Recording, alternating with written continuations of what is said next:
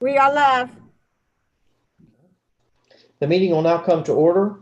Welcome to the November 12th, 2020 meeting of the Durham County Board of Equalization and Review. My name is David Smith and I'm the chair of the board. I would like to start by acknowledging that we are conducting this meeting using a remote electronic platform as permitted by Session Law 2020-3. The Board of Equalization and Review is a quasi-judicial body that is governed by the North Carolina General Statutes. The board conducts evidentiary hearings on appeals from appraised, real, and personal property tax valuations. Today's meeting will proceed much like an in-person meeting of the Board of Equalization and Review. On the screen, you will see the members of the Board of Equalization and Review. Additionally, tax staff and representatives from the county attorney's offices may be present in the remote meeting. Appellants and their witnesses, if any, are required to register in advance and are also attending the remote meeting. When a case is called for its hearing, speakers will be prompted within the remote platform so their video can be seen. The chair will swear in applicants and witnesses at the beginning of each case. Staff will present each case and applicants will then provide their evidence. Control of the presentation and screen sharing will remain with tax staff. Today's meeting is being broadcast live on the county's YouTube site, and a link to this broadcast is on the website for the Board of Equalization and Review. Before we begin the evidentiary hearing on today's agenda, I would like to provide some important information about the steps taken to ensure that each party's due process rights are protected as we proceed in this remote platform. Each applicant on today's agenda was notified that this meeting would be conducted using a remote electronic platform. During registration, each applicant on today's agenda consented to the board conducting the evidentiary hearing using this remote platform. We will also confirm today at the start of each evidentiary hearing that the participants in the evidentiary hearing consent to the manner of proceeding in this remote platform. If there is any objection to a matter proceeding in this remote platform, the case will be continued. Notice of today's meeting was provided by publishing notice in the newspaper and by mail to the applicant. The appellant. The newspaper notices for today's meeting contain information on how the public can access the remote meeting as the meeting occurs. These notices also contained information about the registration requirement for the meeting, along with the information about how to register. All individuals participating in today's evidentiary hearings were also required to submit a copy of any presentation, document, exhibit, or other material that they wish to submit at the evidentiary hearing prior to today's meeting. No new documents will be submitted during today's meeting. All decisions of this board are subject to appeal to the North Carolina Property Tax Commission.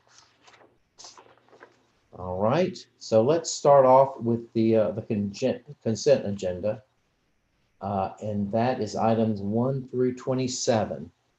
If I could have a motion on items 1 through 27, please.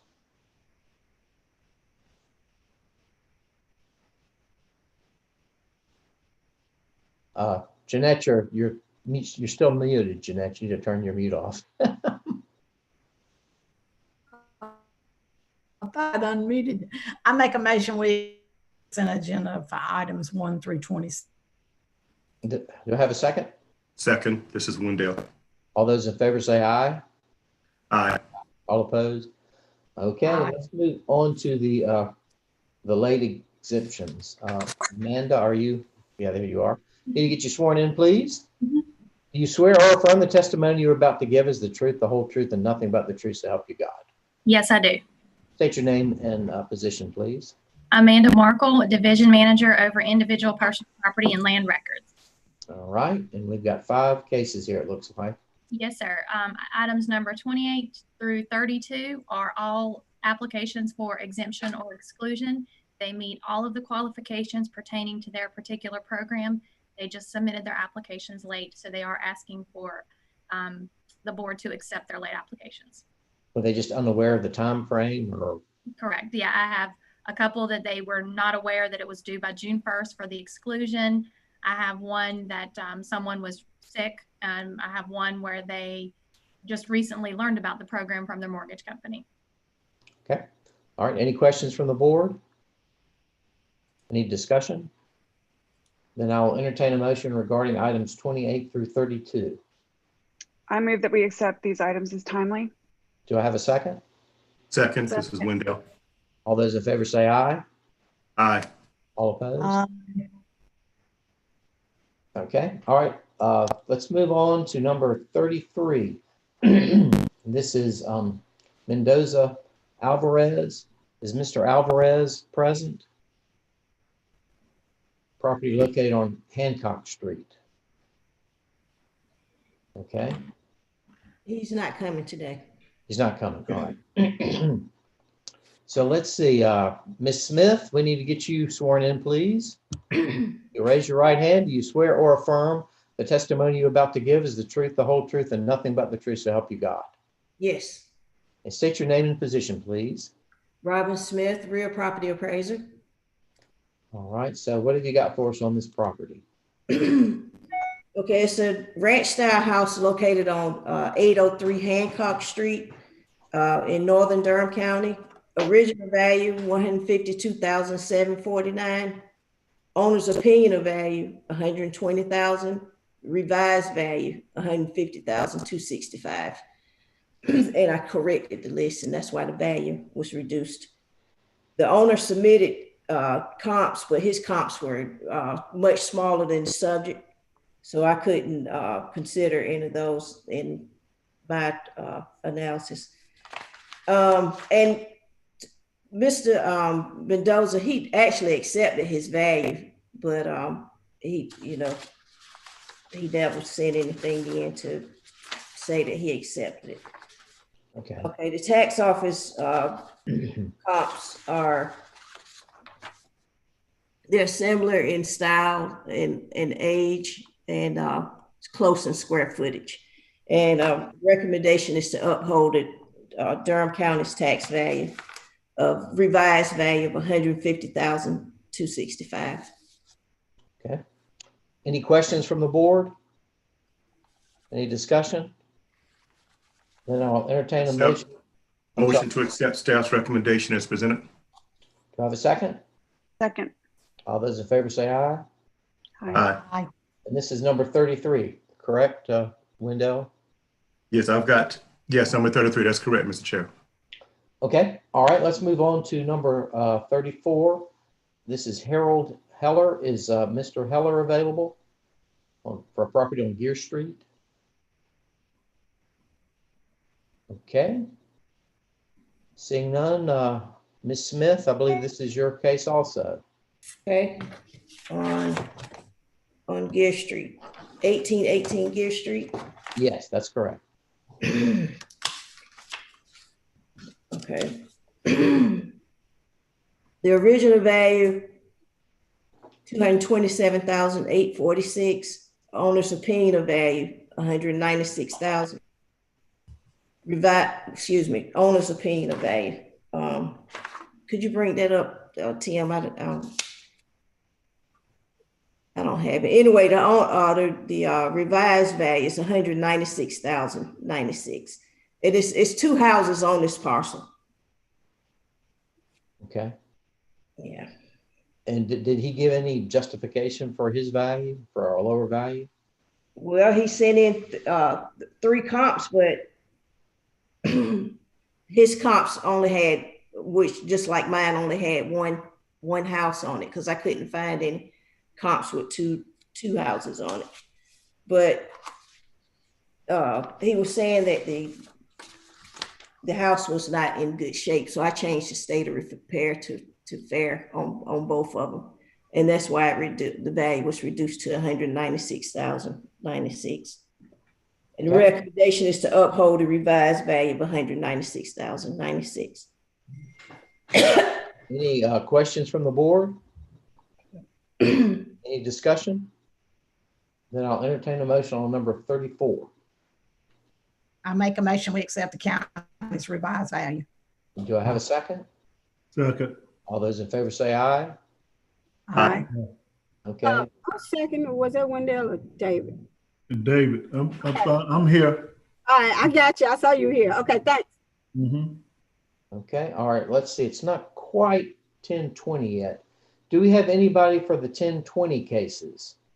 That would be Lashado McCauley, Talisha Hall Cox, or Troy Haglin. Sorry if I've mangled your name. Are any of those people present? Properties of Cornell, Rosedale, or Cawley? Okay. Well, I'm sorry, Troy. Troy just came in. it just came in. Okay. Yeah. Excuse me. Troy Hiking, I think Highland. Sorry. I'm losing my voice. Mr. Haglin, are you here? Yes, I am. No, you just hit mute. Okay. Can you hear me? Yeah, we can hear you. Okay. Okay, the first thing we need to do is get you sworn in, please, sir. Yes, sir. If you'll raise your right hand. Do you swear or affirm the testimony you are about to give is the truth, the whole truth, and nothing but the truth, so help you God? Yes, sir. I do. Are you comfortable using this video format for your appeal? It's the first time I've ever logged in like this, but I'm working it all right now. Okay, we'll try to work with you. Okay. Are you the property owner of this property? Is it Coley or Collie Road? 2613 Coley Road. Yes, Coley sir. Road. You are the owner. Okay. All right. Well, we'll hear from the county staff, and then we'll come back to you. Okay. Yes, sir. All right. And this is Jamin. Jamin, are you here? I am, sir. All right. What have you got for us on this one? This one was worked by Albert. So I'm here this morning to present for him. What it came down to, it looks like the concern was condition of the property and I guess the layout of the land. The original value was $251,747. After Albert's done his working, he has got it reduced. He did change some of the condition. He did do a 10% adjustment to the shape of the land. And by doing so, the value has been reduced to $226,511. And that is what we're asking is the board to accept the revised value of $226,511. Tim, can you pull up the comparables that he used on this one?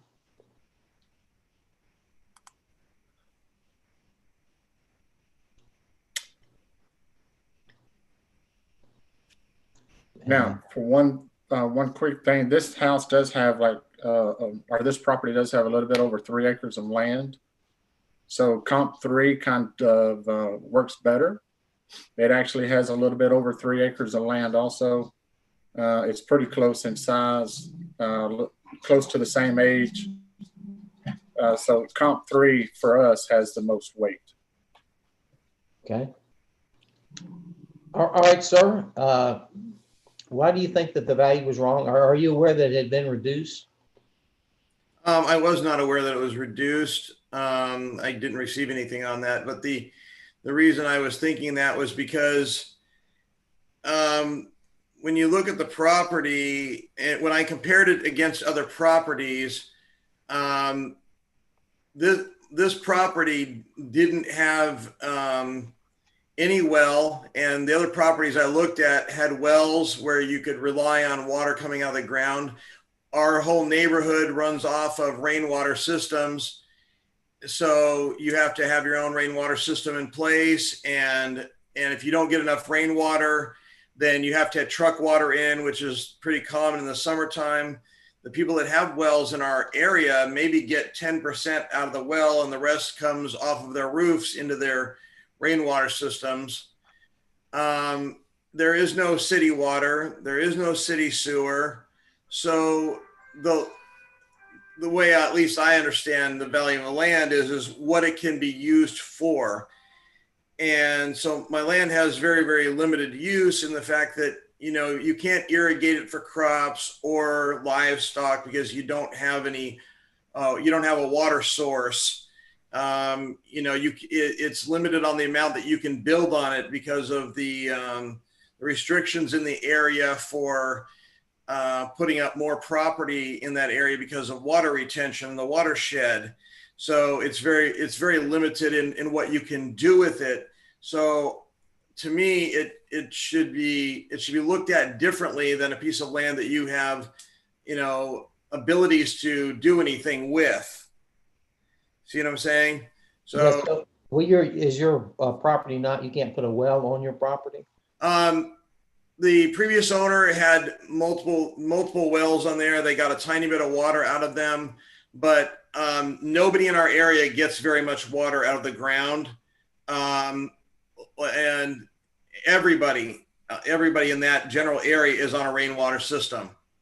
So they don't, if they do get something out of the well, it's that what I've been told, it's called a dry well because they get a very small amount. It's just kind of a trickle. So they'll build it up and they might get 10% or 20% of their water from a well, and the rest comes from rainwater. So if you go down Coley Road and around the corner onto Kemp Road, you'll see, you know, the rain, the system coming into a rain box off of the roof and then going down into some type of an underground system.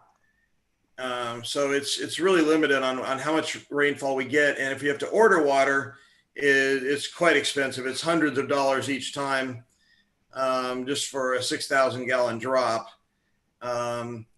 So, all right. Jamin, did you consider that, or did Albert consider that? The fact that there's no, I didn't know we had things in Durham County that were dependent on rainwater, but not that I'm aware of, but I do want to point out though that now all of these comps are within the same neighborhood. You know, so that's got to stand for something. But we did make an adjustment on the land. We did do a 10% adjustment, and we did do an adjustment on the improvement for condition. So we have, you know, recognized the concern and made those adjustments. And you think all of these have the same rainwater is how they get their water? I cannot swear to it. I'm only acknowledging that all the comps are within the same neighborhood. Okay. All right. It's only about a half a mile, maybe at the most, but literally, you know, if you go down from where I'm at, the first house, when you turn onto Coley Road from Kemp, and you go down and you look at my neighbors, they've all got rainwater systems, but then you get down about a half mile and people are all on wells again. So I've been told that the reason is there's this like sloping rock formation underground, and it pulls the water away from that area. So even when they go hundreds of feet down, they don't get very much water at all. And so that's why people have had to go to rainwater systems.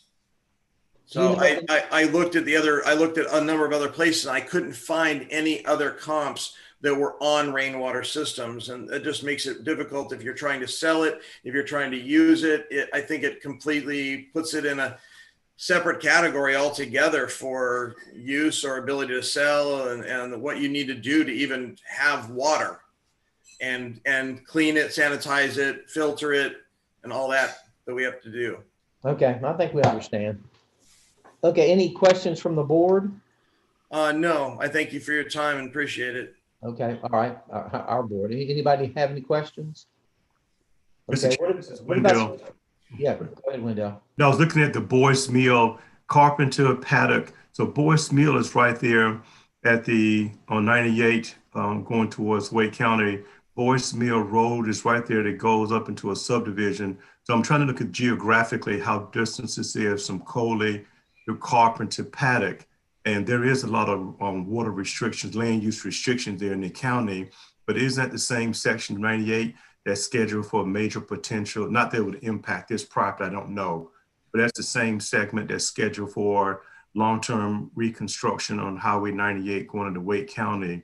So I was trying to look at habitability. My primary thoughts on this property is habitability and potential for an owner what it would cost to have a system, not a rainwater cistern, but what it would take to actually have this property habitable for long-term use with the proper septic system and water system. I've never seen where we had a situation like that with this many variables would impact the value like this. And that would impact the land as well, correct? Yeah, I mean, it will clearly impact the value. If you have Yeah. having a well, you've got to have water collection. Right. Whether these other properties have it too, the comparables. Right. Well, I Okay. did just look at Paddock and Carpenter, and both of Okay. them are saying that they're on private wells with no disclosure about, you know, any issues with that. Okay. So, Okay. I mean, I think, and I mean, just speaking for me, that would be something that would need to be disclosed, I would think, I agree. Yeah. if that was the fact with those. All right. Well, what's y'all's pleasure? Do you think we need to make some adjustments? I do. I do. I would I agree. do. Okay. It looks like that he's pretty much covered the dwelling, because if you look at it, he's got fair for the condition versus average and good. So we're really looking at the land value, I would think. Mhm. Right. So, Yeah. Tim, can you pull up that land value? Let's maybe make an adjustment to that.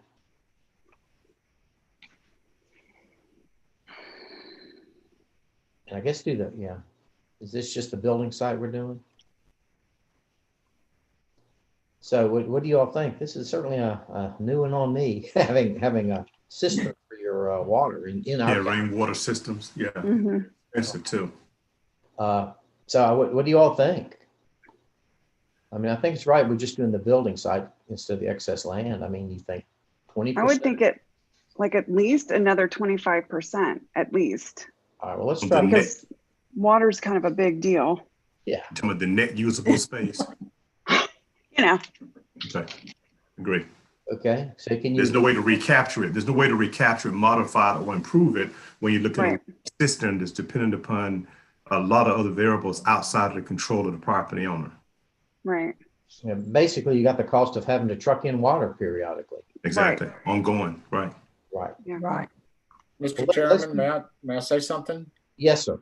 This, Tim, this is, you're in the tax year 2021. It appears that Albert forgot to copy forward what his changes were in 2020.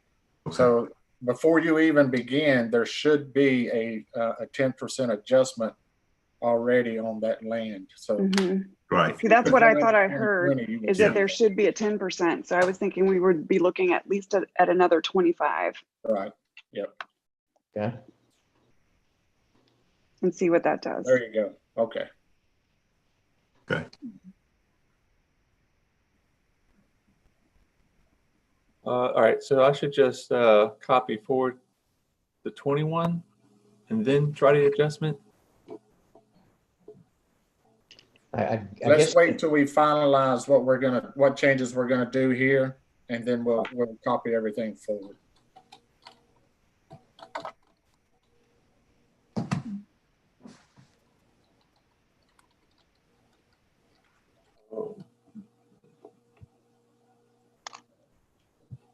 It doesn't look like it's getting allowed into this one for some reason. At least for 2020. Okay, then go ahead and make those changes in 2021, and I'll have to update 2020 after we finalize, or after we find out what we're gonna do. I'll have to unlock that parcel.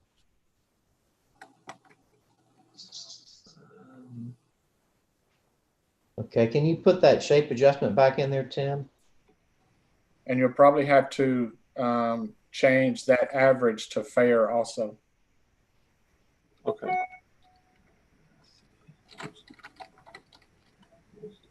Yep, there you go. And the shape adjustment was, 10%. what was the code again? SHP. SHP, I'm sorry. Yep, there you go. Okay. All right, and then for the I guess other topography or under other for another 25% we were going to look at starting off. all right. And what code would that be, Jamin, do you think? For topography? Is that what you're asking? TOP? Is that, I guess, is that what we're going for, topography? Oh, I don't know. That's why I don't. Oh, okay. Well, let's do another, if you can come up with a code for it. Ooh, that's quite a bit here. If anything stands out, just let me know and I'll use that one. It's Is there anything to do with water? 310 actually means unsuitable, but you know. Well, there's one for wastewater. There's a no water meter. Said 310, I guess. I know that one's used quite a bit.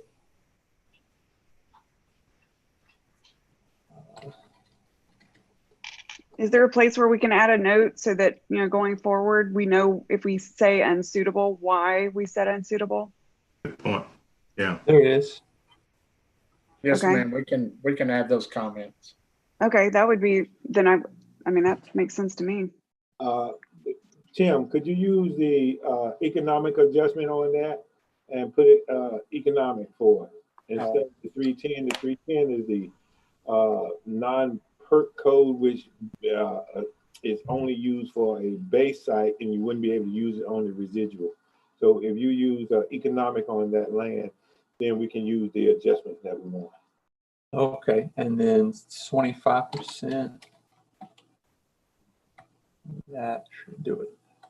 So what does that give us for the value of the 1 acre site?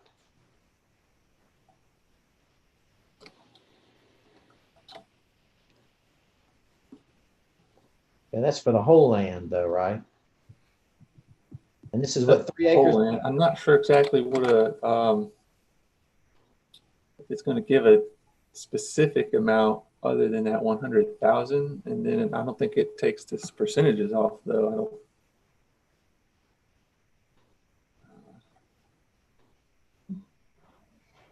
Is that right, Jamin? You'll want to make the same adjustment on the residual also. Yes. Oh, so we are doing the residual. Yes, we need to do the residual also. Oh, okay. Yeah. Should the shape still be on that one too? The shape also. Mm-hmm.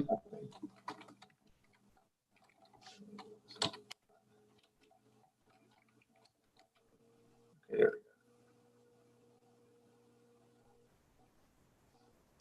So that knocks it down from 142 to 106? Correct, sir. Okay. And does that 142 include that 10% adjustment that was already made? It should, No, right? Because it was 2020. 1 minute, I'll tell you. Yes, the 142 already had the 10% adjustment. Mm-hmm. Okay. All right. Yeah, I just saw it. Yes, it did. Okay. So reducing it over $30,000, almost $40,000. So what do you all think? Is that enough? Is that too much? You think that's a good number? I think it's a good number. And I did have a question for the chair regarding valuation, but I'll wait till the other members have posed their questions. Okay. What do you think, Tony? We've knocked it down, what, $36,000? I mean, I think that sounds good to me. Okay. Jeanette, are you okay with that? Yeah, I'm in agreement. I am too. All right, then I will entertain a motion regarding this property. It is number 37. I move that we accept the adjusted value. Do I have a second? Second. Second. All those in favor say aye. Aye. Aye. Aye. Okay, so we've reduced it down more. If you're still not satisfied, you can appeal this to the state. They have the Property Tax Commission, and information about that will be sent to you in your letter with the new value. Okay. So you're going to send a letter out to me so I can send it to my mortgage company about the new tax rate and all that? Yes, you'll get something with a new reduced tax value on it. Okay. I just want to thank everybody for their time, and I hope you guys have a great day. Okay, thank you. Thank you. All right, Wendell, did you have a question about something? Yes, this was a question on valuations. I think about this. And I don't know, is there an unintended consequence to this property owner he did state he has a mortgage company, but an unintended consequence of a capping evaluation with respect to the reduction in value? These issues we've identified are not something to be lightly reduced, but is an unintended consequence of his of capping of value because of his land use, his water restrictions, et cetera. I just want to know, because I just keep thinking when they go back to try to sell a property, and Tony made a reference to it, you go back to try to sell a property, get a mortgage on it. This is on record now. And what does that do? I don't know. I just wanted to ask you from your evaluation and appraiser experience. Well, when you're valuing real estate, selling real estate, you all, I'm sure, look at the tax value. Right. But that isn't really what guides how you list the property. Right. So, it's just another indication. So, I mean, it's information that should be disclosed anyway. The fact that your well is not sufficient. But I wouldn't think it would adversely affect the property any more than it would have been if we left the value as it was, as far as the selling price. Appreciate that, Wendell. Appreciate that. That's a good question. Thank you. Thank you. Okay. All right. Well, let's move on. Now, do we have anybody else from the 1020? That would be Latusha. Yeah, number 36 is here. Number 36 is here. Okay. All right. Well, let's bring her up then, please. Ms. Hallcox, are you here? Yes, sir. Okay. Need to get you sworn in, please. You will raise your right hand. Do you swear or affirm the testimony you're about to give is the truth, the whole truth, and nothing but the truth, so help you God? Yes, sir. And are you comfortable using this Zoom format? Yes, sir. Okay. And you are the owner of this property on Rosedale Avenue, is that correct? Yes, sir. All right. Well, we'll hear from staff and then we'll come back to you, okay? Okay, thank you. All right. So we have Colleen, are you present? Yes, sir. Okay, need to get you sworn in, please. If you will raise your right hand. Can you turn your video on? Yeah, I'm sorry. Got it right now. Okay. Okay. Do you swear or affirm the testimony you're about to give is the truth, the whole truth, and nothing but the truth, so help you God? I do. State your name and position with the county, please. My name's Colleen Moore. I've been with the county for 20 years and I'm one of the real property supervisors. Okay. All right. What can you tell us about this property? So this property is at 113 Rosedale in Lyons Park. It was purchased in 2015 for $124,000. The property was appealed in 2019. It had an assessment of $330,000, which was lowered to $211,397. The owner appealed so she appealed in 19, and then in the 20 appeal, we reduced the value to $196,267. And that was achieved by our $130 a square foot. That was achieved by, the house is listed as a C average. It has a 45% negative adjustment on the dwelling. And it's a 2-story, and the total square footage is 1,508 square feet. So we have it valued at $130 a square foot. And the owner's opinion of value is what she paid for the property in 2015. The reasoning being it was purchased through Habitat, first-time home buyers with low income, and the limited income makes the difficult to pay to afford the taxes on the property. So if we look at the properties in the area that are not Habitat properties, they're typically selling for around $226 a square foot. So with this being a sale that was prior to 2016, it is not encumbered with the covenants that run with the property. So with this one right here, this is the right of first refusal in case the owner wants to sell it. She has to go through Habitat and let them know of her intentions. They have the first right to buy it back, but there's not a restriction that's carried through on the property as far as the resale. So we feel that $130 a square foot for a house that was built in 2015 and that size is, it's reasonable, and it's very comparable with all the other houses on the Habitat properties, how it values out at the square footage, so the price per square foot. So we ask that you uphold our value of $196,267. You said you made a 45% adjustment for the house? Yes, sir. A 45% negative adjustment was made on the building. Well, why was that?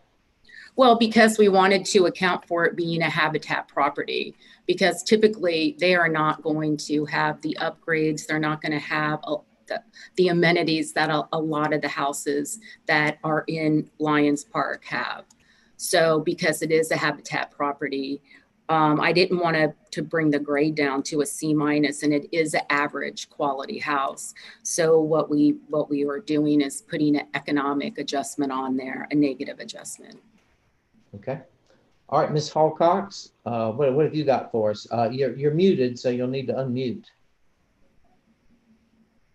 so we can hear you. Okay. Oh no, I was just basically when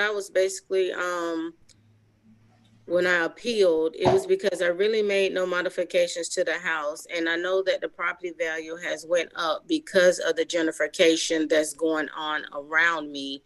And, you know, it's like every year or so when I have to do the appeal, it's like, you know, the property taxes jump up higher. And it sends my mortgage up even higher. That makes it less, you know, less affordable. Right. Well, the law is that we're supposed to value it based on what it's worth. If you've got some economic issues, there are programs that the county has that will, you know, to assist you to lower your value or your how much you have to pay. But we base it based on what it would sell for if you were to put it on the real estate market, what somebody would buy it for. And so that's the information we've got from Ms. Moore. Do you have any information about what you think, what other properties in the area have sold for? I know I don't have any with me, no, sir. Okay, because if you do have some financial problems, there are things you can get in touch with the county about as far as reducing the amount you have to pay. Okay. But as far as the value of the house, you know, we need to do what it would sell for. Okay. Okay. All right. Any questions from the board? No, sir. Okay. Any questions from the rest of you all? Okay. All right. Any discussion? All right. Then I will entertain a motion. This is number 36. I move that we uphold the county's value. Do I have a second? Second, Jeanette. All those in favor say aye. Aye. All opposed? Okay. All right. Thank you for coming, Ms. Hallcox. And if you have any questions, get in touch with the staff. And this can be appealed to the state of North Carolina if you're not satisfied. All right. Okay. Thank you. Thank you. You're welcome. Bye-bye. All right. What about number 35? Are they here, Sheila? The only one I see here is number 40. Okay, well, let's go ahead and do number 35. That's Colleen, that's you again, right? Yes, sir. Okay, what have you got for us on that one? So this is another Habitat property. It's 1200 Cornell Avenue. It was purchased in 2018 for $148,000. The owner's opinion of value is what they paid for it. It was the original assessment for our reval in 2019. It went out market at $296,810. That was lowered to $178,546 and was reduced for the 20 appeal to $173,522.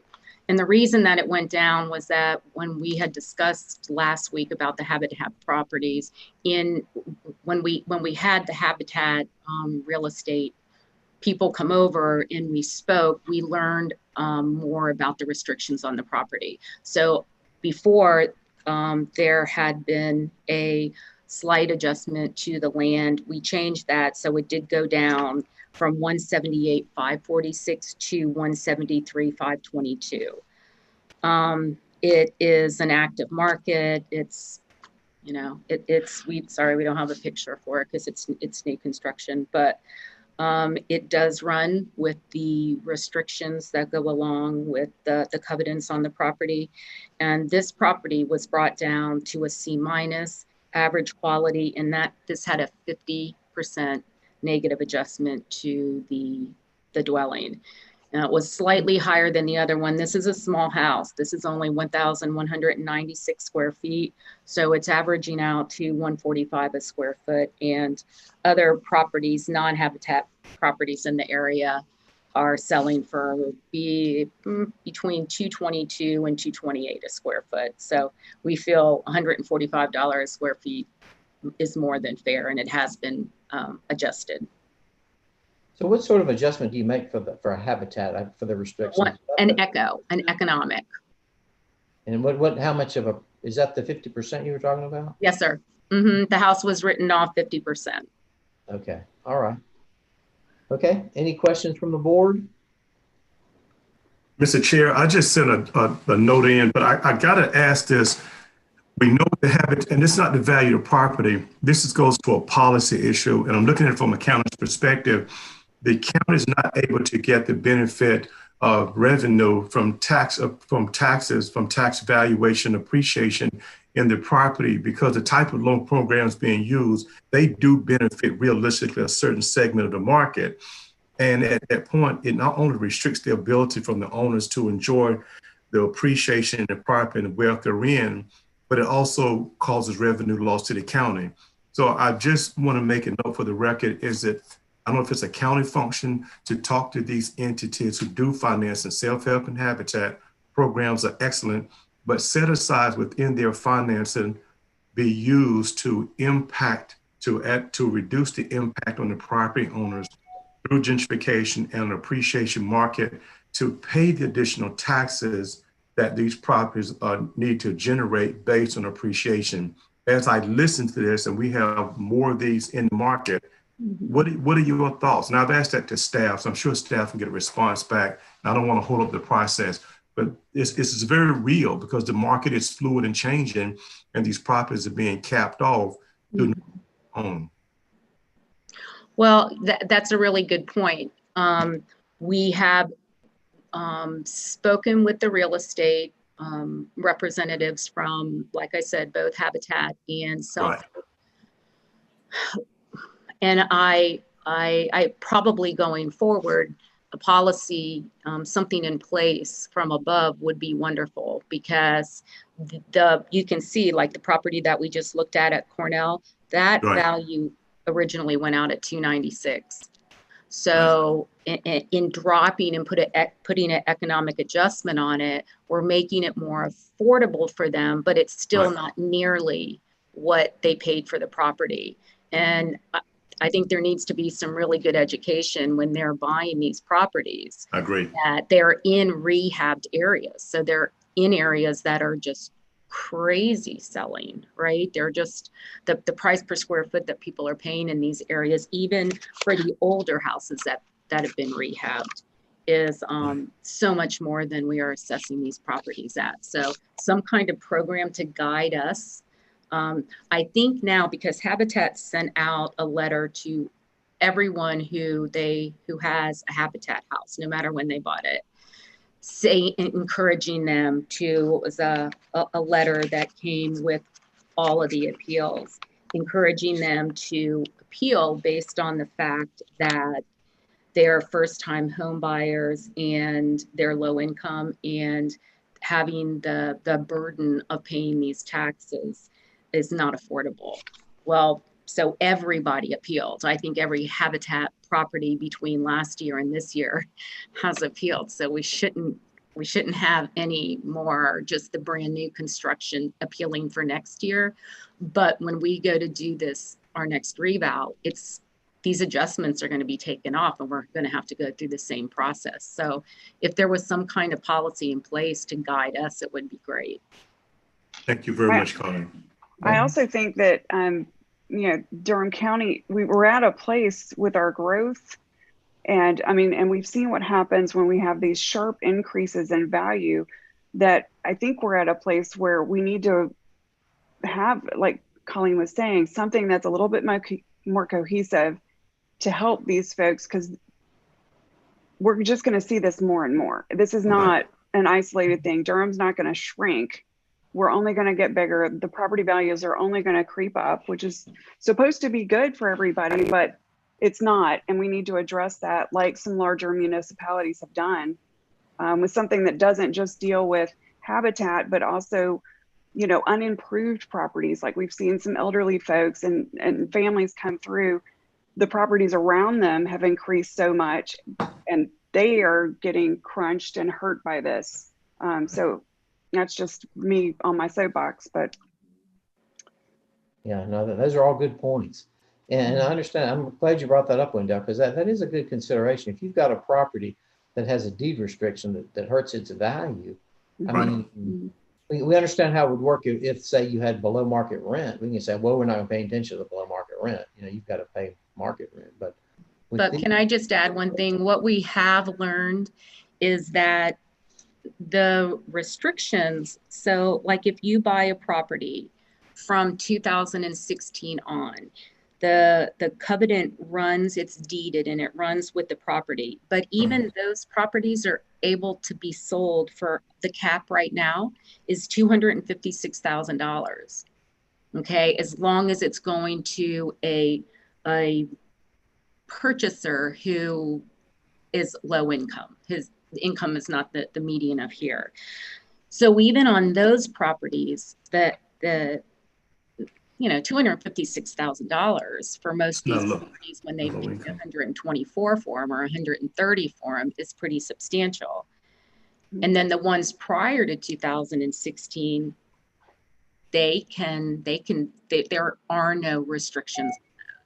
So it's kind of difficult to follow. And also these restrictions go for 10 years. So we're having to keep track of when the restrictions started, what year. And so if you guys could use some clout and be vocal as far as getting something in place or opening up a dialogue with it, I think it would be great for everyone. I guess my question is, where do we go with that? I mean, well, it seems like the county commissioners are starting to deal with some issues as far as gentrification in the area and people being kind of forced out, and there's still a lot of properties in downtown Durham that can be rehabbed. I mean, you drive in Eastern Durham and there are places that you never thought would sell that are being bought up, $100,000 for the lot, the house demoed. And so it's only going to, like you said, it's only going to continue to happen. And it's a great program, but I think we need some guidance, some outside of our office. Yeah. Okay. Well, let's move on. This is probably something that should be brought to the county commissioners to deal with. Okay. All right, Sheila, what have we got in the next batch? 38, 39, and 40. Didn't finish number 35. Oh, yeah. Okay. I need a motion on number 35. Move to accept the county's revaluation as presented. Do I have a second? Second. All those in favor say aye. Yeah. Aye. All opposed? Okay, the next batch, who's here for that one, Sheila? Okay, number 38, I believe, is here, and number 40 is here, and there's somebody else here, but I don't know. They don't have a name on their email address. Did you say 38? I couldn't quite hear that first one. Yes, I think number 38 is here, and also number 40. Number 40 has been waiting.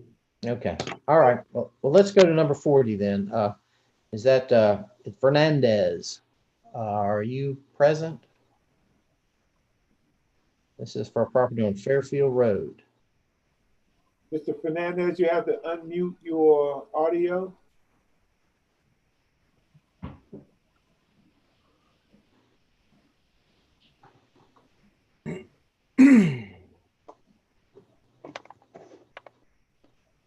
Okay, I asked him to unmute, Okay. but he hasn't. You also need to turn on his video.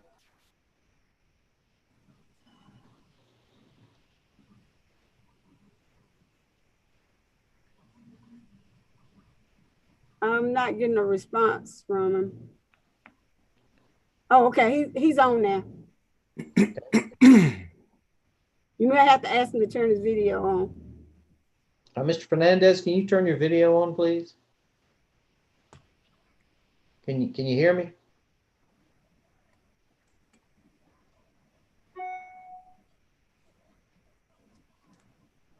Mr. Fernandez? You think he's on, Sheila? He's not muted. It's showing that he's unmuted. I don't think I can turn it. Let me see. I don't know. Let me see if I can ask him to start his video. It says he's not muted. Okay. Can you see him? Has he got his video turned off for you too? It's still off. The video is still off. All right. Well, I guess we'll come back to him then. Okay. We'll go on to Mr. Lewis. Are you here? Number 38, Mr. Eric Lewis on. Yeah, I saw Eric. I'm not sure it's the right person, but I just saw Eric as the first name. Hold on. This is Eric Lewis. Okay, that's Okay, him. good. He's here. All right. Mr. Lewis, can I get you to turn your video on? Yeah, just give me a quick second. Okay.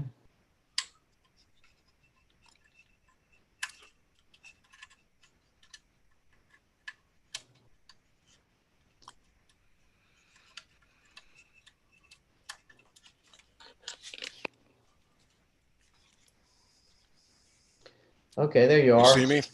Yeah, I need to get you sworn in, please, sir. If you'll raise your right hand. Do you swear or affirm the testimony you are about to give is the truth, the whole truth, and nothing but the truth, so help you God?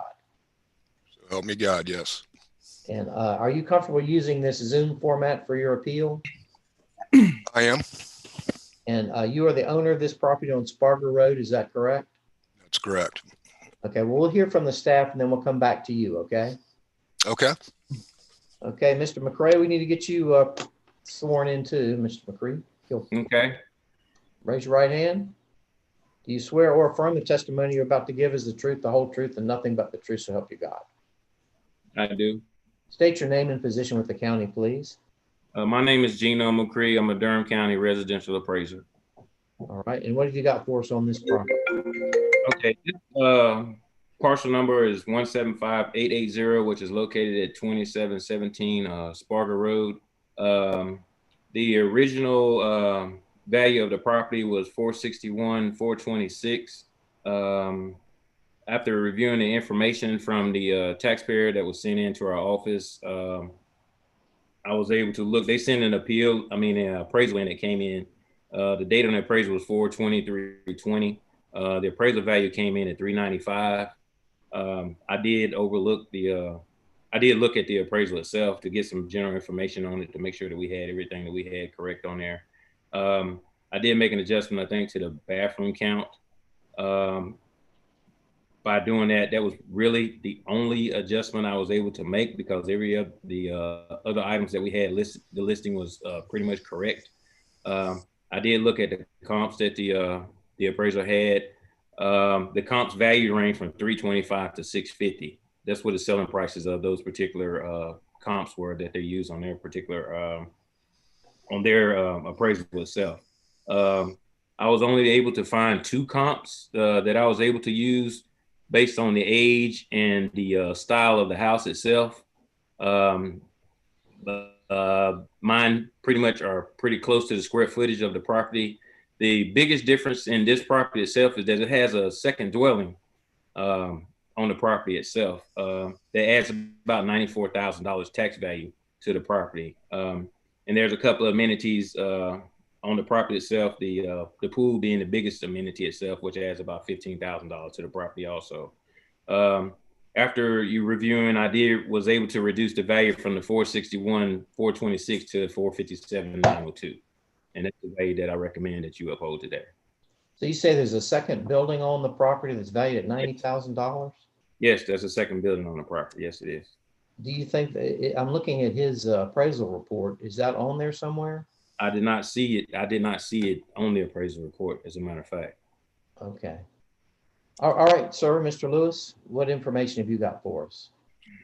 Well, first of all, regarding that second building, it is a pool house used primarily for storage. There's cold water running in there. There's no other facilities such as closets, any amenities such as that. So $90,000 for a second dwelling, I'm not sure that's an accurate statement. So does it have a bathroom? It does not. Is it heated and air conditioned? It does have heat, yes. Has heat, okay, but no bathroom. So you couldn't really use it as a separate building. What's the square footage of it? 840, well, we have 842. So you kind of broke up a little bit. How much is the square footage? We have it at 842 square feet. 842, and that's valued at $90,000? It's like 90, we have it valued as if it was a dwelling itself. By it having the heat by it having heat in there, it's considered a dwelling. Even though there's no bathroom? Even though there's no bathroom in, we have it listed as having one bed and one bath in there. We had it listed as a dwelling itself. Do you? There's a pump house for the pool located in there. There's no bedroom, no bathroom. Is it just one large open room, or is it divided into separate rooms? It's primarily one room with a semi-wall in between two of them. Okay. All right. Well, it sounds like that's really what the difference is between the value that the appraiser had and the county. Yeah. The appraiser did, for the pool house and fence, he gave that $30,000. So it's. Oh yeah. So 30,000 versus. Yeah, so he basically gave it 15,000, 90, and that included the pool, which the county's given the pool 15,000. He said. So I think an adjustment needs to be made for that pool house. I think so too. Okay. Can you make some kind of reduction to that value of that pool house? What we can do is, Tim, can you pull it up?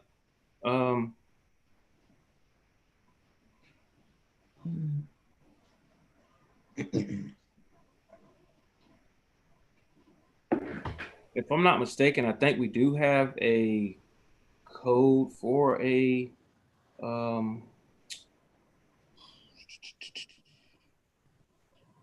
ooh, that's the second dwelling right there, Tim. That's the second one.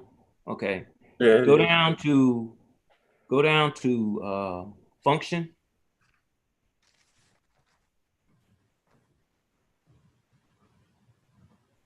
Okay. We can start with a 50% on function. FUN, yeah, and put 50% on there and see what that does to it.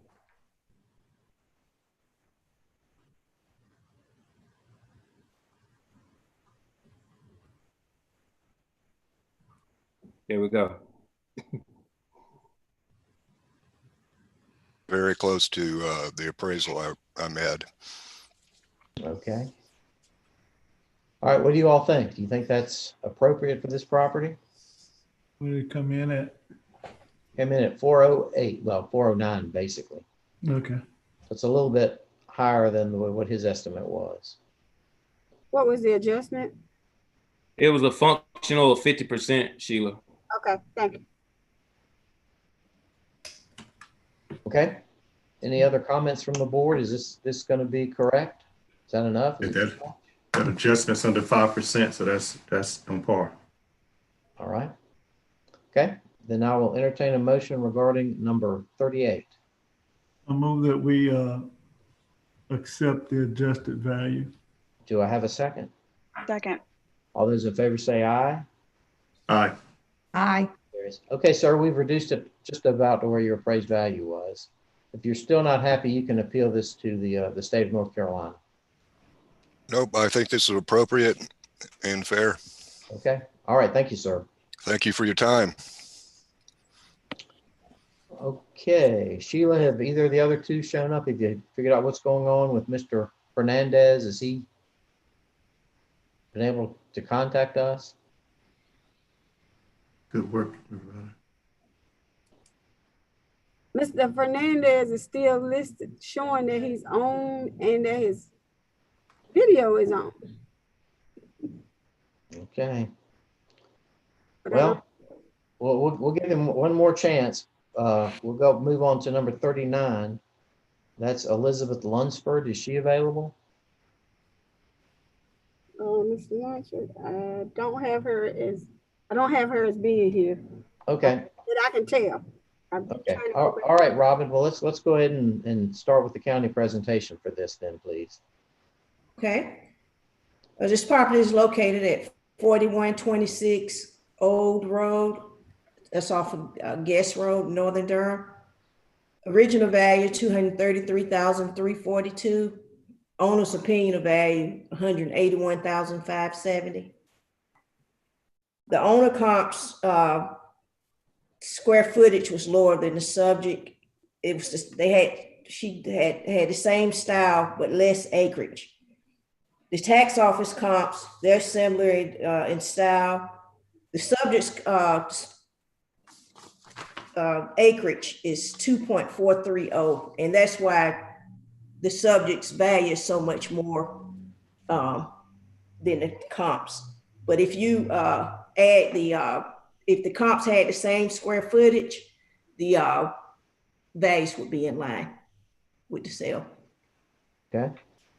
So my recommendation is to uphold the county's tax value of $233,342. So, Right. so you have 243. What did they have? What do you mean in the comps? No, you said in the acreage. Yeah, the subject's acres are 2.430 acres. But we the comps that were given, they had like they were under an acre. Oh, okay. A lot more land. Yeah, the subject's got much more land. Yeah, if you look down at the bottom, it's about $30,000 more for the land. Yeah. And that's okay. All right. Any other discussion from the board? Okay. Any discussion? I will take a motion regarding number 39. I make a motion, we accept the county's reevaluation for 39. Have a second? Second. All those in favor say aye. Aye. All opposed? Sheila, is anybody here for the 11:15 hearings?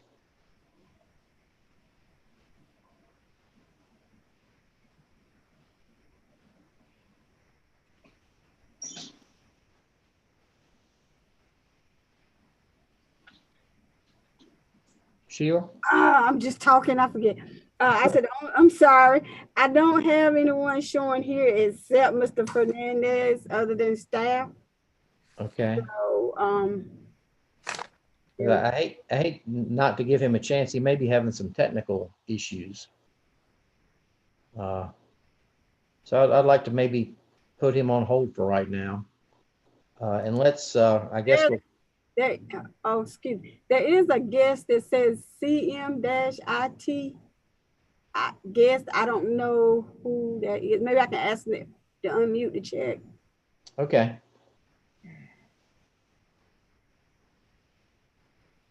Let me see.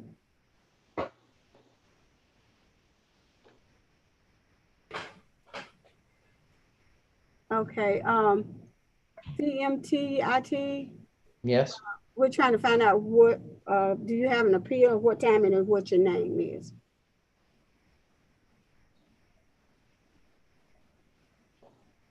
Hello? Okay. Okay. Well, let's to be some type of problem there because Mr. Fernandez and the person on the iPad are saying that they're unmuted, but we can't hear them. Both of them are according to the system, is unmuted, but we can't hear what they're saying. maybe they're are they muted from their end? Would that show up? Yes, there's only one place to mute. It's saying the video is working, but I don't see anybody.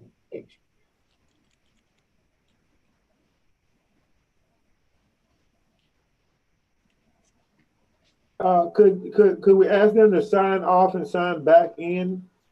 Not Mr. sure. Fernandez and the appellant that is on the iPad, could you all please sign off and sign back in so that we maybe can see if your connection is hampering us? And Sheila, will you let them back in as soon as they sign off and come back? Okay. Okay, now I'm admitting CMIT back in.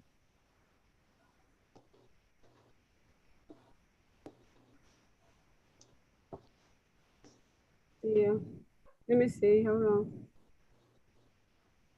Okay. Okay, let me ask him to unmute again.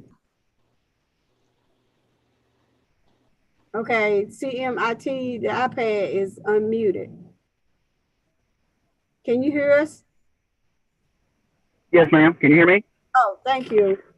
What's your address and what's the time of your appeal? Or your name? My appointment was a little bit earlier. I think y'all went over it. It was the old road address for 4126 for Elizabeth Lunsford. I was actually on, but I couldn't get my microphone to come up when you actually called. Okay. So that was the one we just did, I believe. Yes, it is. Did you have any evidence, sir, for that one? Nothing more than what I sent in earlier.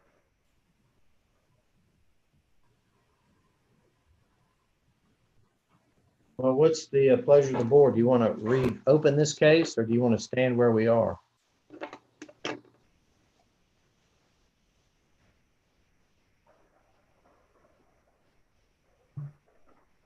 What was that?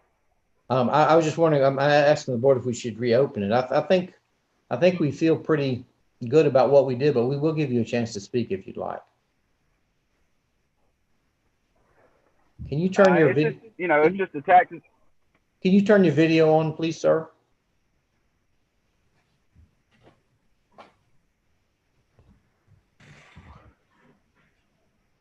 So it's the iPad itself is locked out on the camera. It's probably through my work, but that's the reason I can't get the video to come up. Okay. All right. Well, let's get you sworn in. You'll need to raise your right hand. Do you swear or affirm the testimony you're about to give is the truth, the whole truth, and nothing but the truth to help you God? Yes, sir. And are you the owner of this property on Old Road? Yes, sir. Me and my wife own it together. My wife's the name that came up first. Okay. And you're comfortable with using this format, is that correct? Yes, sir. Okay, board, are you willing to reopen this case? Sure. I'm in agreement. Okay, you make a motion to that. I make a motion to reopen the case. Do I have a second? Second, this is Wendell. All those in favor say aye. Aye. Aye. Okay, yeah, I guess, did you hear the testimony of the staff? Mr. Lunsford, are you Lunsford? Is that your name, sir? Yes, sir. Okay. Did you hear the staff's testimony? The tail end where y'all were talking about. I caught the part where you were saying that we had a little bit more land than some of the comps right at the ending. That's sort of what swayed us, sir, was the fact that you have a lot more land than the comparables. So do you have any input along this? Yes, sir. I kind of just wanted to appeal it because it seems that it keeps going up quite a bit over the last few years. And I think it went up just in I believe it went up in 2016, and then it went up again in 2019.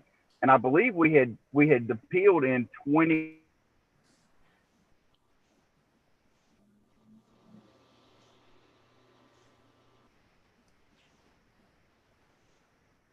It's just they're getting rather high on it. You know, we've been in this house many years. Actually, my granddaddy owned it. We kind of inherited it, and just the taxes keep getting rather expensive on us.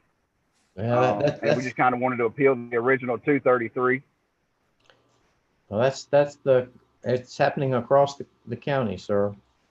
But 233 is what the current value is. Mm-hmm. And that's yes, sir. And you said 181. What was your 181 based on? I believe that was the price that we originally agreed to about 2 years ago. All right. I may be incorrect on that. Okay. All right. Well, yeah. Thank you, sir. I think we have all the information from you. So any discussion from the staff on from the board on this one? Then I'll entertain a motion regarding number 39. I move that we uphold the county's recommended value. Do I have a second? Second. All those in favor say aye. Aye. All right, so you can appeal this to the state if you're not happy. But property values are going up everywhere, and they're going up a lot. But hopefully the tax rate will come down enough to compensate for it. All right. Yes, sir. That would be much appreciated. Yeah. Well, that's Thanks, sir. The county commissioners. All right. Thank you. Thank you. Any luck with Mr. Fernandez? I did ask him to log off and log back in, but he did not, because that did work on the audio for Mr. Lunsford there. But if Mr. Fernandez would log off and log back in, we could get a better connection. But if he can't hear us, then, well, he doesn't know to do that. Yeah. Maybe Sheila, don't worry, I'll do it. I'll send a chat out and ask him to do it and see if he reads the chat. How about that? Oh, that sounds good. Oh, she's going to do it. Okay. All right, we'll move on while we're waiting for him. Yeah, go ahead. Go ahead. Move on to the next one. Any of the 1115s here, Sheila? I don't have anyone else here showing up as being here yet. Okay. All right. Well, let's give him just a few more minutes.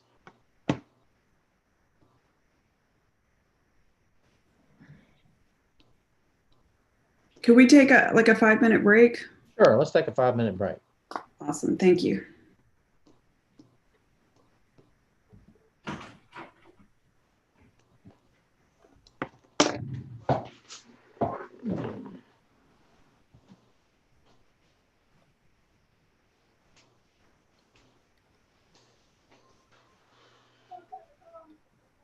Okay.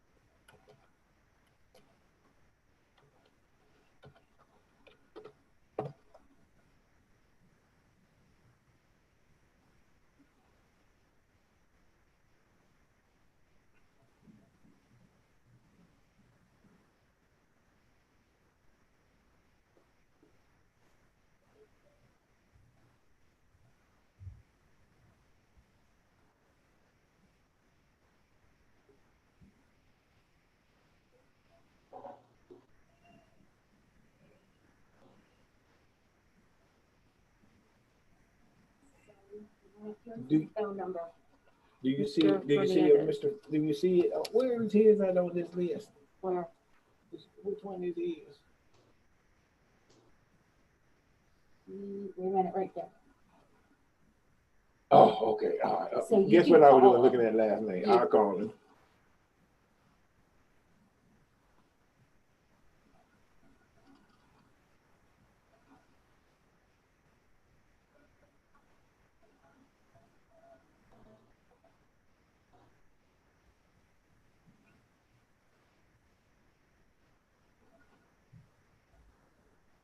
We are trying to call Mr. Fernandez on his phone. If we can find out what's going on. Hello, Mr. Fernandez. Could you please sign off and sign back in, because we can't get any audio or video from the connection that we have, and it may help us if you turn off and come back in. Would you do that for us? And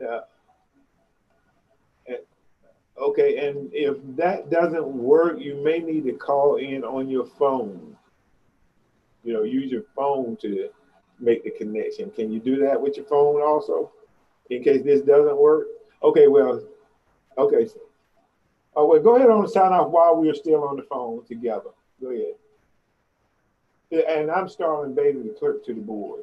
The name you see up at the top somewhere.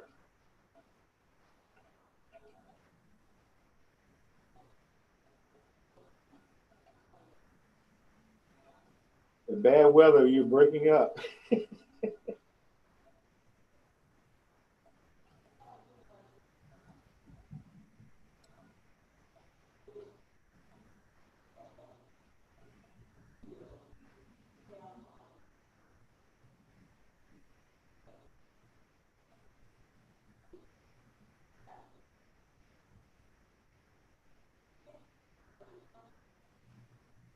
Sheila,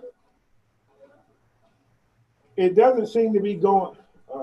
Call back. Got him calling me back. Yes, sir. Mr. Fernandez.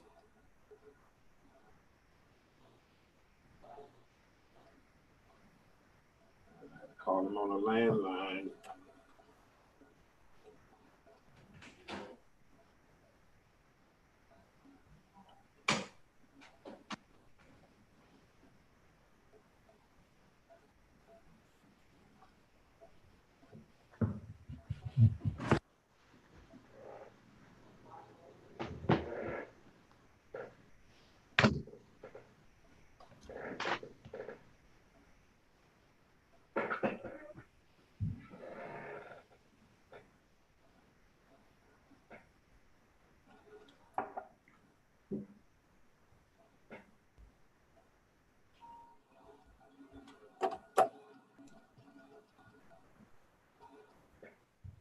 Mr. Fernandez.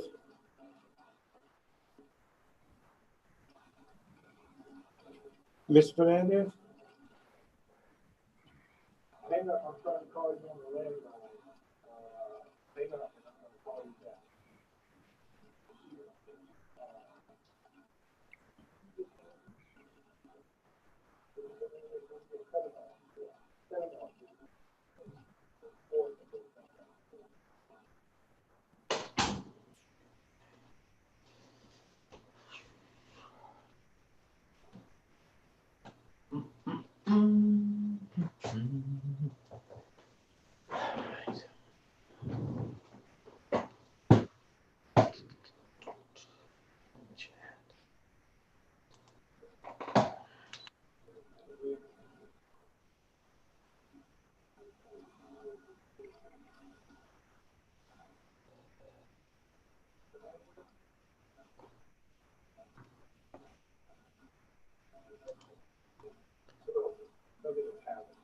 Hang up again.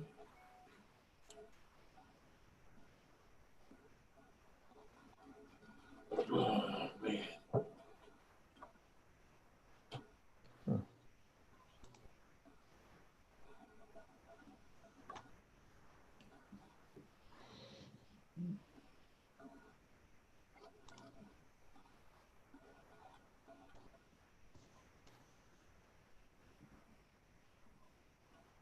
Keep getting a busy signal when I call him on landline.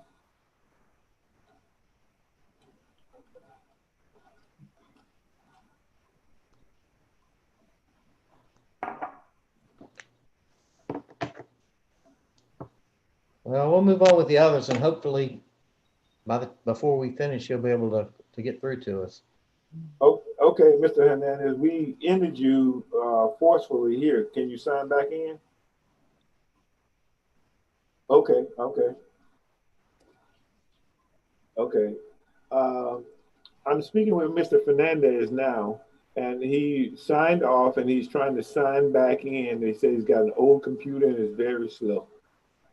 So we'll give him a few more minutes. We may have to do something else and set up otherwise. Okay.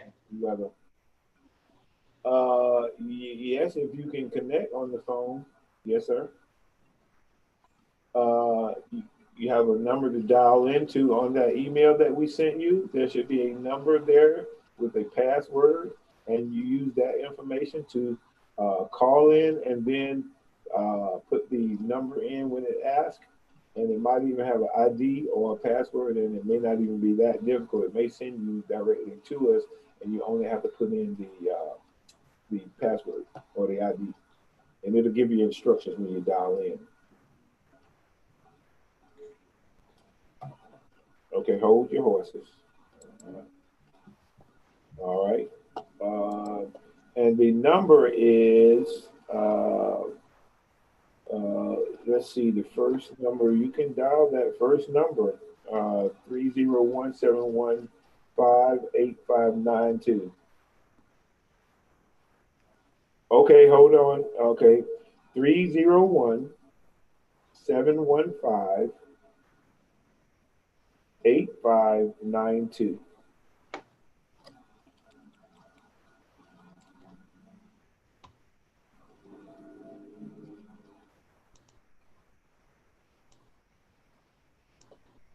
Yes, sir. He is attempting to use his phone to dial in. This bad weather and all that could be affecting that, but both of those outside of the our network were having difficulty. So it may be the weather. Okay. And he said he's doing it right now.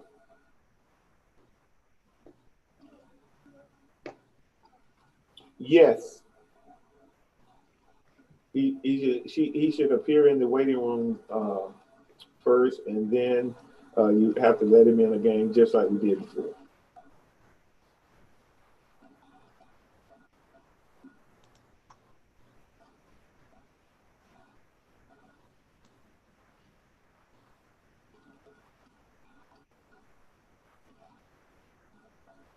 It's at 11:26, and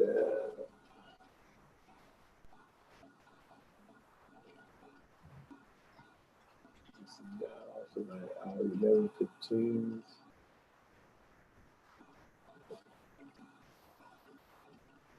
Well, that's taking a while. So, Mr. Chairman, if you choose, if someone else is in here, we can move forward and come back to him once he comes in. Okay. Do we have anybody else, Sheila, for the 11:15 appointments? No, nobody else has signed in. Case number 41, if Gino's here, he can go over there. They accepted. We didn't get him on the consent agenda, but he accepted his value. Okay. All right. Well, let's do that one real quick. Yeah. Then. All right. Then I'll entertain a motion for number 41. I make a motion we accept. Do I have a second? Second. All those in favor say aye. Aye. Okay, it carries. All right, let's move on to number 42. Robin, can you help us out with that one? Chairman, on mine, just Sure. the Gino. Yeah. Can we verify the revised value? I have a revised value of 181,575. I want to make sure that that was the value that you have in place. Okay. I think that was our intention, but yeah, we can state that. 181,575. Yes, Yeah. that's what we have. That's what we have. Okay. Right. That's good. Okay. Okay. All right, Robin, what have you got for us on Tulip Poplar Court?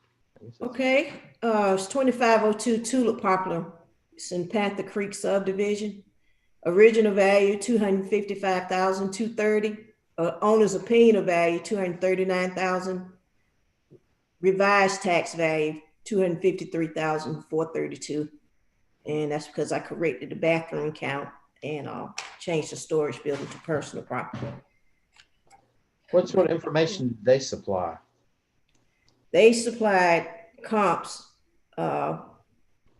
111 Trust, 5 Belvoir Court, 1405 Falling Star. All of them are 2-story homes. C plus average homes. And that's theirs. And then ours, I actually considered two in the sales analysis, 14 Heatherford Court. I considered that one in my analysis. And it's they're comparable as far as grade, the depreciation. And the other two that they consider, you did too, right? Number 1 and 2? Mm-hmm. Yes. Yes. So my recommendation is to uphold a revised value of $253,432. And they had an appraisal. What's the date of that appraisal? Can you?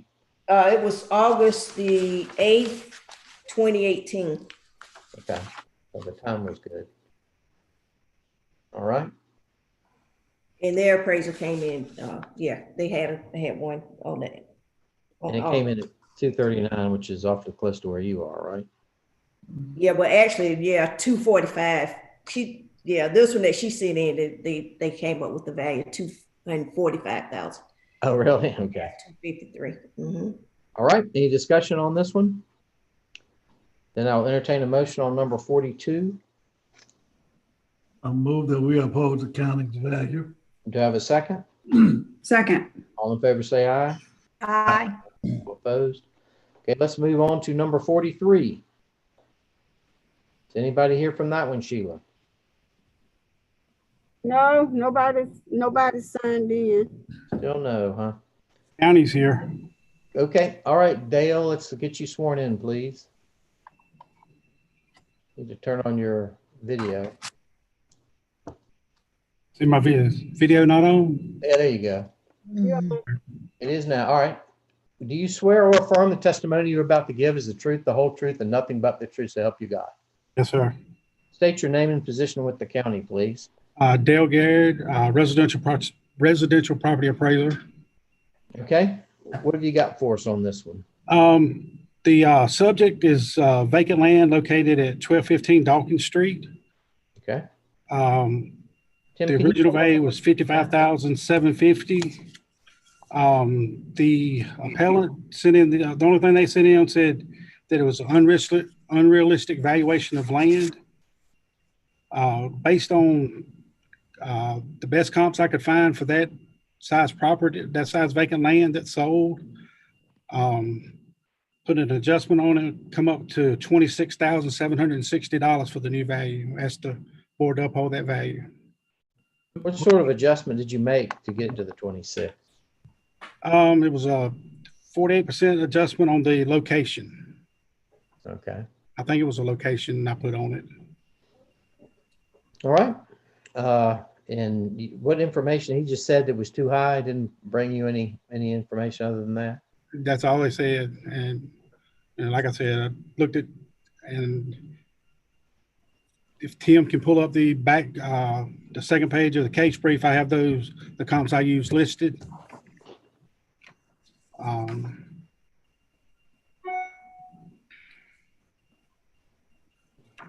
I can read them to you. Get there in a second. Sorry, I had to work a lot.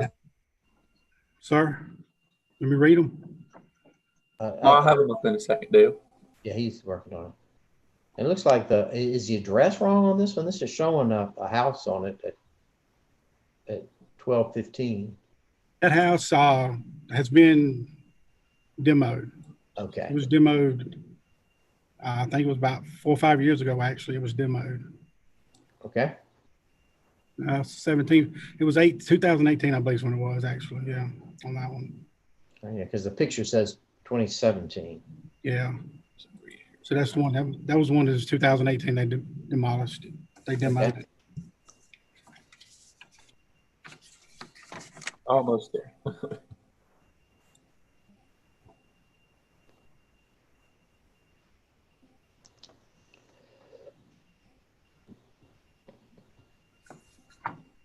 Is this Dawkins Street lot right there by Fairwood Street?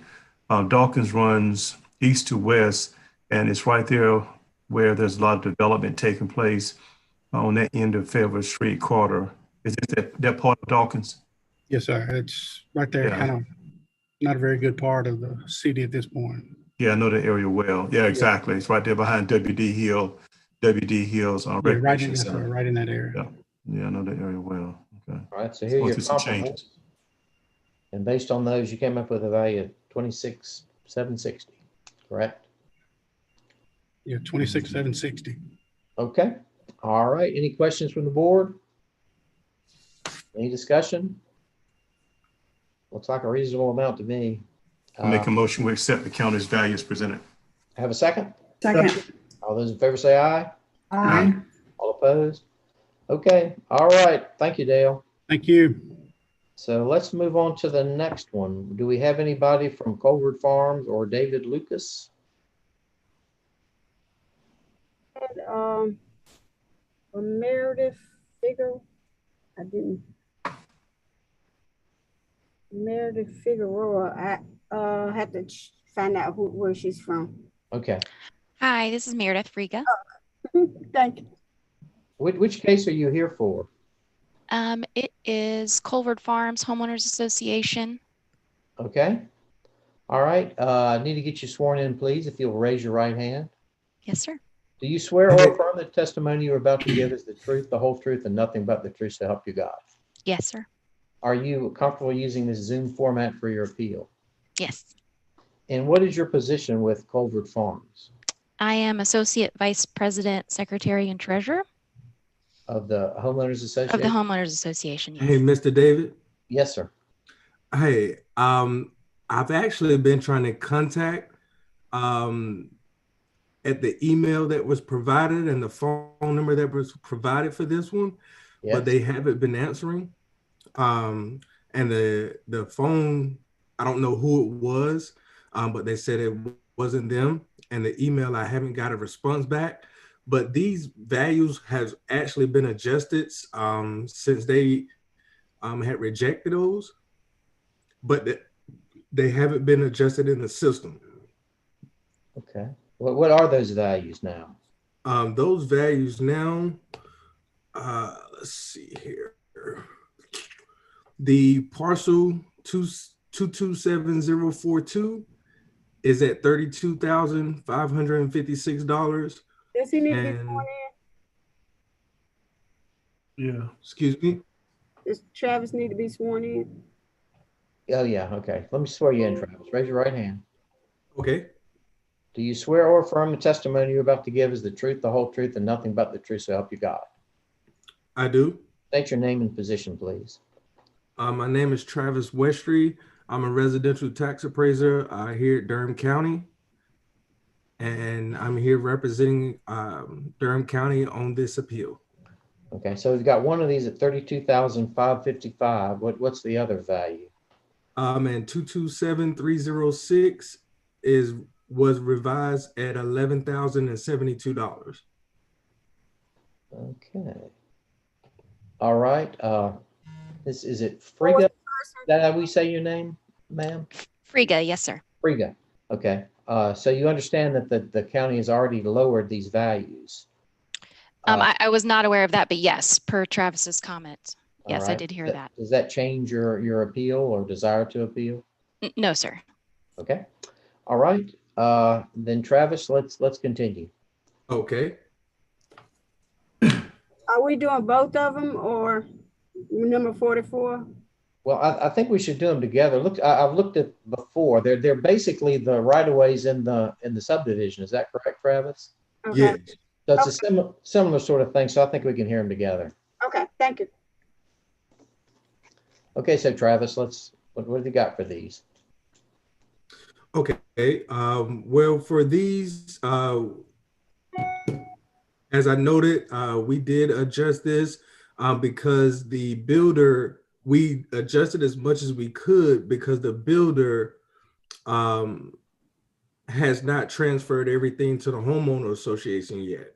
Once the homeowner association, once the vacant land is in the homeowner association's name, that is when we could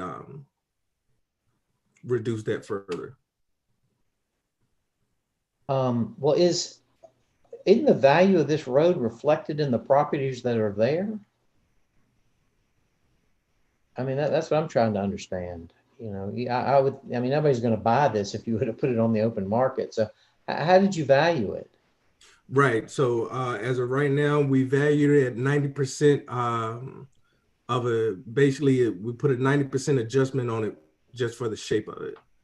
So you're only getting like 10% of the value, but that doesn't stop until the homeowner association has it in there, is deeded in their name, because as of right now, it was still deeded in the builder's name. Okay, so once it gets deeded over to the homeowners association, does the value just go away, or what happens to the value? Yes. Okay, but because it's still deeded in the name as of January 1st, I guess, or it was still in the developer's name. To the builder, yes. And because of that, there's a value to it. Yes. Okay, I'm just having a little trouble following that. So the real estate value changes depending on who owns it? No, because the builder, the way that is deeded right now is the builder could use the property. That's the way it was in January 1. Okay.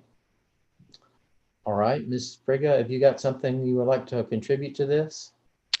Yes, only things I would share is we obviously have two other recent situations in the neighborhood, a Castlewood Drive and a Barkwood Court, with the similar basically $1 value as they are private roads in the community.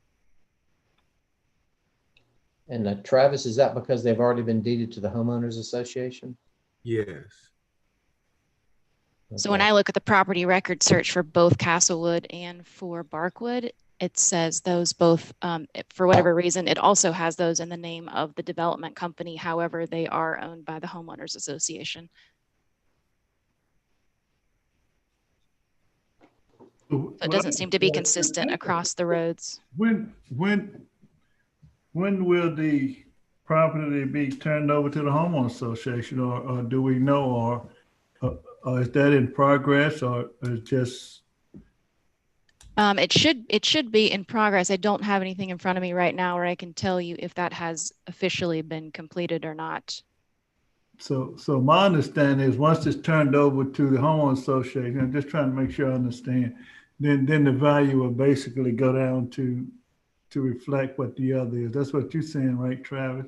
Yes. Once the property is transferred over to the homeowner association, everything goes to common grounds. Okay. All right. Well, according to this tax card that Tim's pulled up, the homeowners association does own it as of right now. But I guess back on January 1st, it must have still been owned by the developer. Correct. So that's what the problem is. Again, Travis, I'm a little confused about why, the value for two different property owners is different. Because there's really nothing you can do with this except for drive on it. Either way, it's not like the developer could put condos or anything on it. Is this just the way that you all always handle private roads that have not been turned over? It's not just the private roads, but we're talking about acres of land. So apparently when they probably developed that, it could have been built upon. So, but are we doing just the road, or are we doing something else? I mean, I'm looking at just the road. Just the road. So that nothing could be built on that road except for a road, right? Yeah. Wasn't put in for site plan approval for the development plan. Right. Correct. So when it was first developed, they had put it in for the, it could have been a lot. January 1st, it was definitely a road because there's multiple houses. Houses on it. Okay. Well, what do the rest of you all think? I mean, this is a little odd to me. I don't understand why it isn't worth $1 regardless of who owns it. Because there's really nothing you can do with it. That sounds kind of, other than if they evaluated it the whole tract of land before it was developed. That Right. was tax value.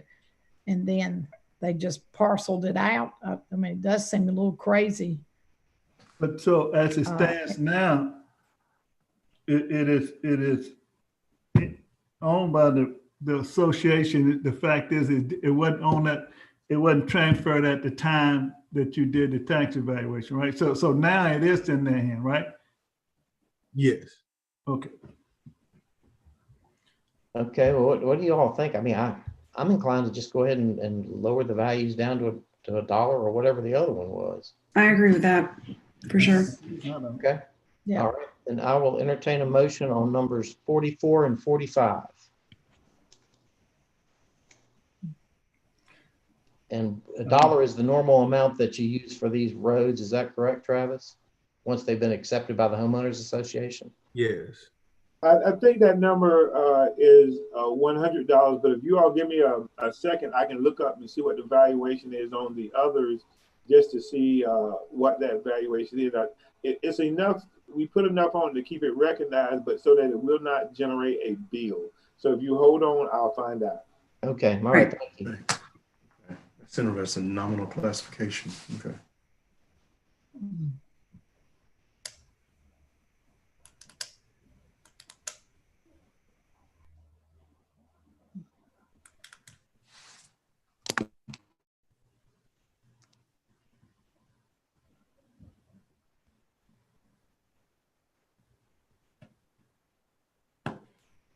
The amount should be $100 for the roadway, and that's just to recognize it, and it will not generate a bill. So $1 or $100, it wouldn't make any difference, but we typically use a $100 valuation for those parcels.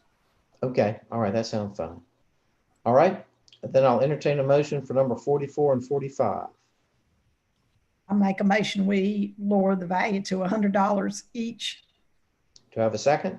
Second. All those in favor say aye. All opposed?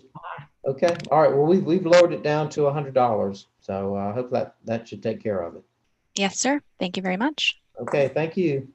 Have a great day. Bye-bye. All right, bye. Let's move on to the next one. David Lucas. Is David Lucas available there, Sheila?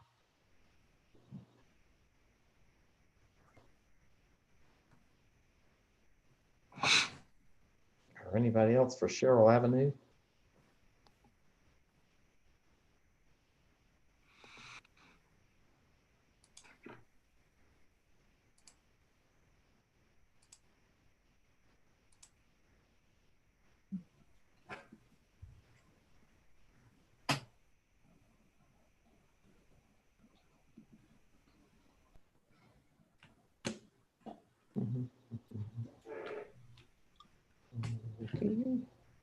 Sheila, nobody else there? Yes, I'm sorry, it's two people here, but I don't see their names on the appellant as the appellant.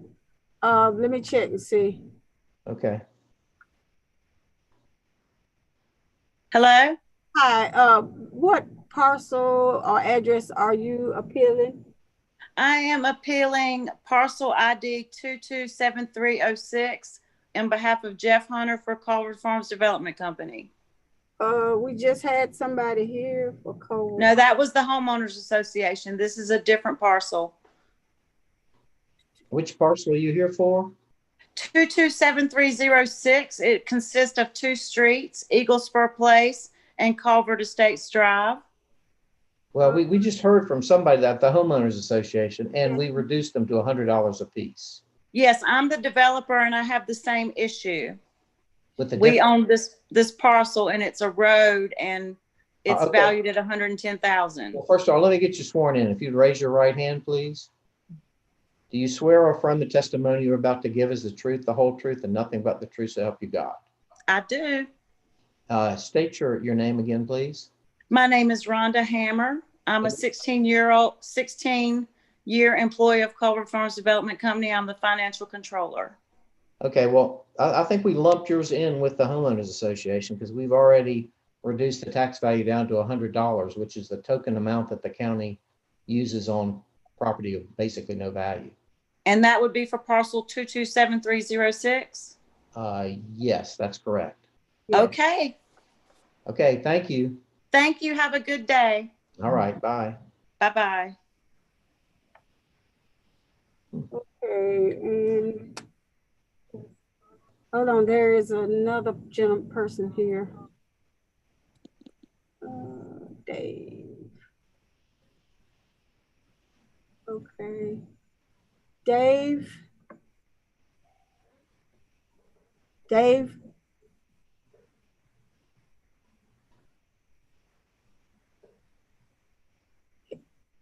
Okay, he's connecting to the audio. It hasn't come up yet. Okay.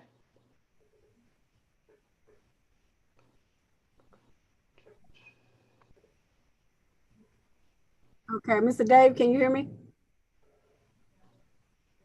Dave, can you hear me? It's not muted, but he can't hear me apparently. Is this Mr. Lucas or is it Mr. Jansen? Don't know. I don't know. Okay. I'm hoping it's Mr. Lucas. Mr. Lucas, can you hear me?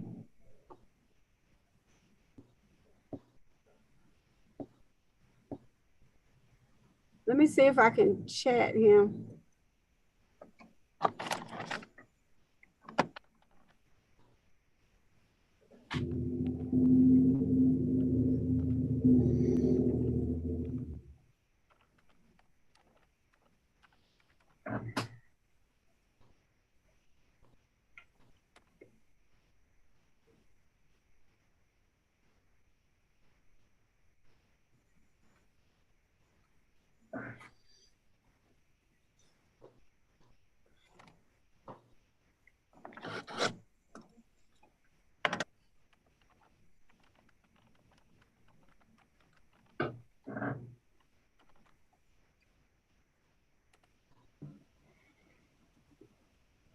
Mr.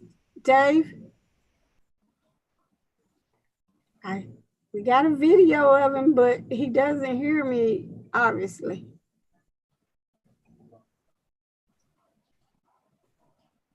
Can you send a chat to him? I did. I sent him two. I sent two. Okay.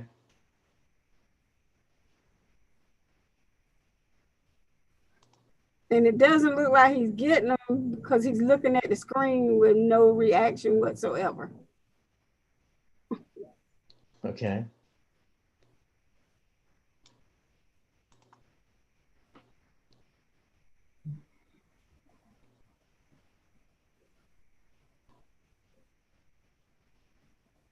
But you don't know if it's Lucas or Jansen.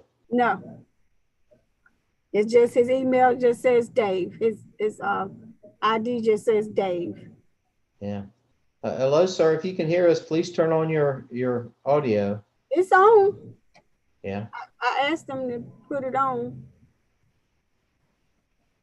Well, it could be this weather's messing things up.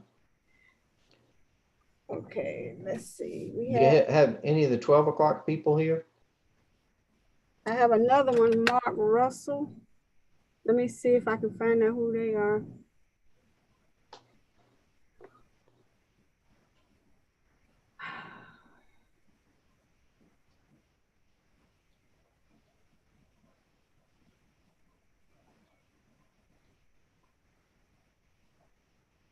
I see that Mr. Fernandez has signed back in. Mr. Fernandez, will you unmute and see if we can hear you? Ms. Russell? Yes, can you hear me? Okay. Hello? Ms. Russell? Yes. What is your address? Oh, So do you want the address of the property that I'm appealing? Yes. All righty, so hold on one second. The parcel number is 192318. And the street address of this property is 5755 Joe Ellis Road? Yes, ma'am. Okay. That is in Durham County. Okay, Mrs. Smith, that's number 47. Okay, well, let's go ahead and hear that one, and maybe one of the other two will be able to click through. Okay. One moment, please. Mr. Fernandez, we can hear you. If you would mute again, we'll come back to you. Thank you. Is that mute? Okay. All right. Okay. So, ma'am, if we get you sworn in, please, if you would raise your right hand. Hello, is this for Rebecca Russell? I've got Margaret Morgan. Okay, I am Margaret Morgan's sister, and my name is on the deed. So, well, let's get you sworn in first. If you raise your right hand, please. Okay. Do you swear or affirm the testimony you are about to give is the truth, the whole truth, and nothing but the truth, so help you God? Yes, sir. And so state your name again, please. My name is Rebecca Russell, and I am one of the owners of this property on the deed. All right. So, and Margaret Morgan is your sister, but you are joint owners with her. Is that correct? Well, there's a total of 6 siblings' names on this deed. Okay. Margaret and I are the only surviving siblings that are left. All right. Are you comfortable using this Zoom format for your appeal? Yes, sir, I am. Totally. All right. If you will wait just a minute, we'll hear from the county and then we'll come back to you. Okay. Yes, sir. Thank you. Okay. Mr. Cohen. Yes. Need to get you sworn in, please. Sure. You can raise your right. Is your video on? Yeah. There you go. Okay. Do you swear or affirm the testimony you are about to give is the truth, the whole truth, and nothing but the truth, so help you God? I do. State your name and position with the county, please. Joseph Cohen, residential tax appraiser with Durham County. All right. What can you tell us about this property on Joe Ellis Road? Okay.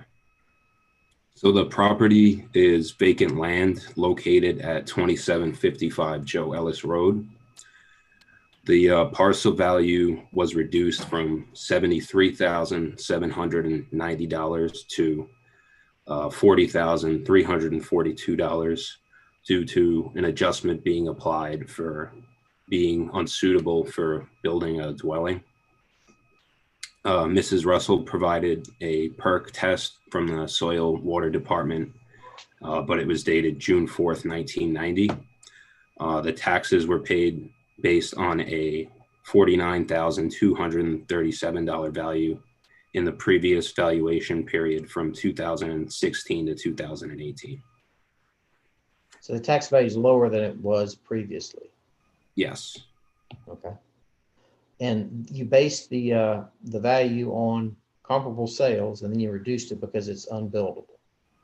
Yes. Correct? So I just applied the adjustment for that. Okay. All right. Ms. Russell, you've heard his testimony, and they have reduced the property value. Do you have any input on this property? Yes, sir, I certainly do. Okay. And if I can proceed, I will start. Yes, please do. Thank you. All right, sir, as Joseph just told you, this land does not perk.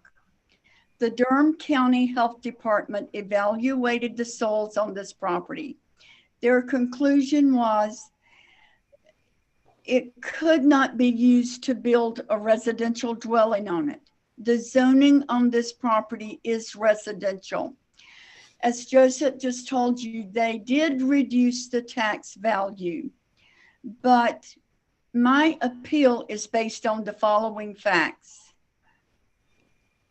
If I can't build a dwelling on this property, the zoning on this property is residential. It has no value there. It is soil, it is woods, it is dirt, but I can't use it for anything. I can't sell it. They have placed a value on this property of $8,268 an acre. I have spent hours on my computer. I'm in real estate, and I have been in real estate since 1983. I am very knowledgeable about land, so I do know what I'm doing. I have found comps of property that have sold recently in their guidelines for under or just at the appraised value that they have placed on this lot that doesn't perk. my comparables that I found does perk. So there are not one single comp that's in that MLS. Are these the comparables that you provided that are on the screen? Yes, sir, I did. And I would like to call your attention specifically to the 3 lots that belong to the Joe Ellis estate. Joe Ellis was my grandfather. So I'm very knowledgeable about this land. As a little girl, I went out there, so I know what I'm talking about as far as these lots. If you will please look at the comps that I sent on 2509 Joe Ellis Road. There were 3 lots here, and they sold price per acre at $3,870.51. Joseph, and they all perked. I would like to call your attention to it. They're right there.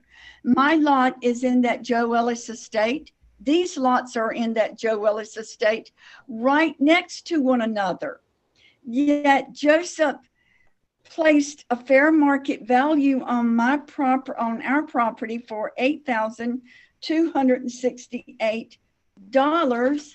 And I would like to read to you, sir, the Durham County Health Department soil evaluation of this property said, part of area checked lies in a floodplain. So I'm dealing with a floodplain here also.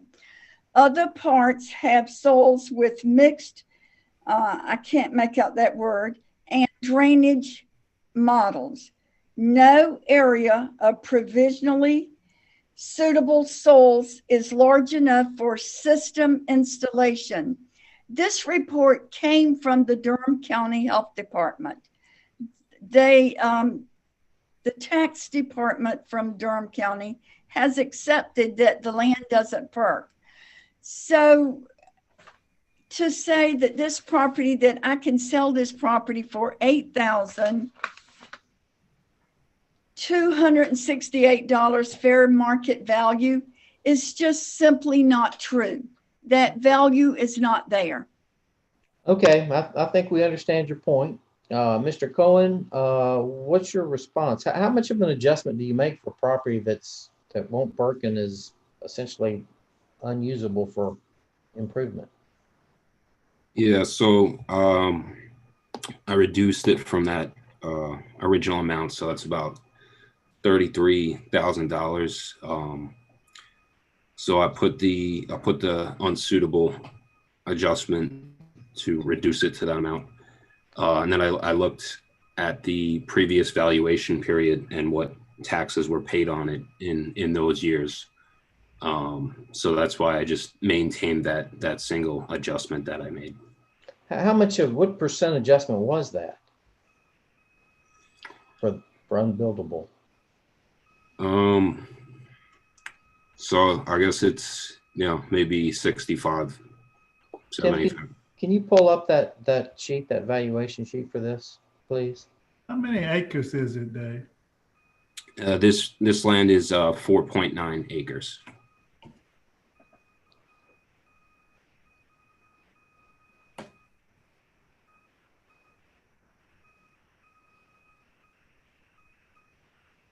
So you reduced it, looks like 25% for being unusable. Is that correct? Yes. Okay. How much floodplain? Oh yeah, Tim, can you pull that up too? Pull up the map and let's see the floodplain on this property.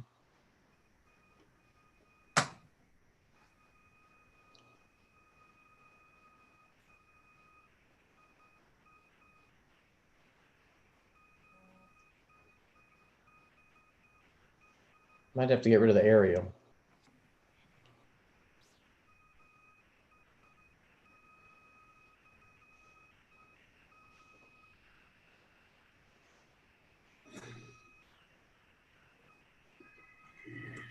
You can't see topo on this. You can see proximity, but you can't see topo. Okay. Well, it doesn't look like there's any floodplain on it. Mm-hmm. They pulled out it somewhere else. About somewhere else. So basically, you got a 5-acre tract of land that's unbuildable that won't perk. And how do you assign the value to it? Right. Right. Right. Okay, Tim, go back to the valuation, please. Where's the highest and best use? Highest and best use is assemblage of one of the other properties next to it. Mm-hmm. I don't know what you all think, but I think 25% adjustment is not enough for this property. Agreed. Agree. I don't know what to use. 50%, 75%. I mean, what you really can't do a whole lot with it. Yeah, we don't have a baseline for it, a reference point. But let's try 50%, Tim. Can we do that?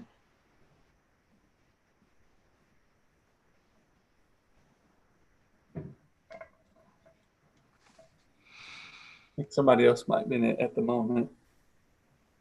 So basically, as it stands. Can I speak? Sure. Yes, ma'am. Okay, I just didn't want to be out of order.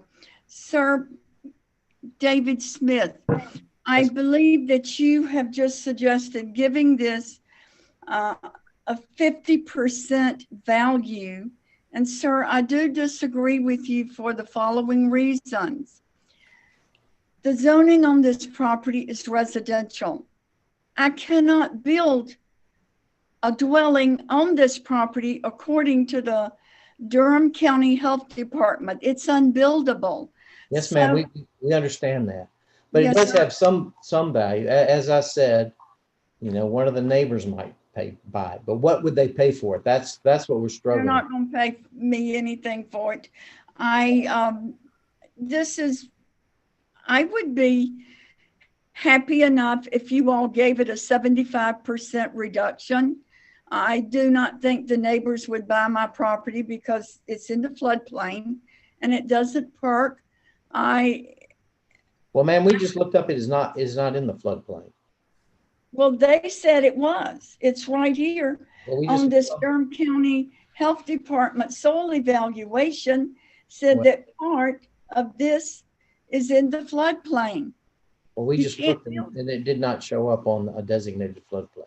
Anyway, ma'am, we're in the process of discussing this. So let us finish discussing it and then we'll give you a chance to come back in later. All right? Yes, sir. Thank you. Okay. So Tim, are you having problems pulling up that valuation? Yeah, I think somebody else is currently in that parcel, so I'm not able to get in there at the moment. So if he was in it to get out, I'm not sure if he did or not. Back all the way out here.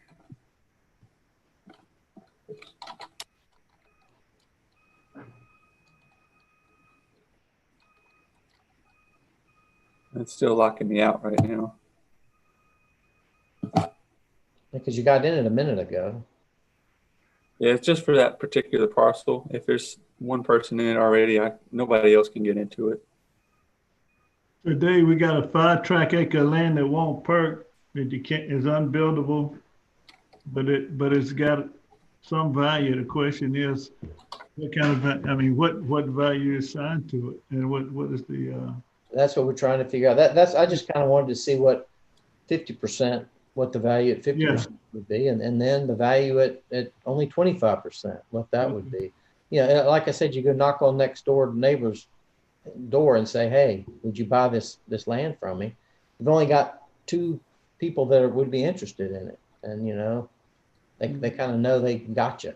So how much would they pay you for it? But they'd pay something for it. Well, yeah, it's a value. Yeah, I totally agree. It's a value. All right. We're good. Here we go. So let's see what happens if we do change that to 50%, that's 75. Let's see, what did that come to?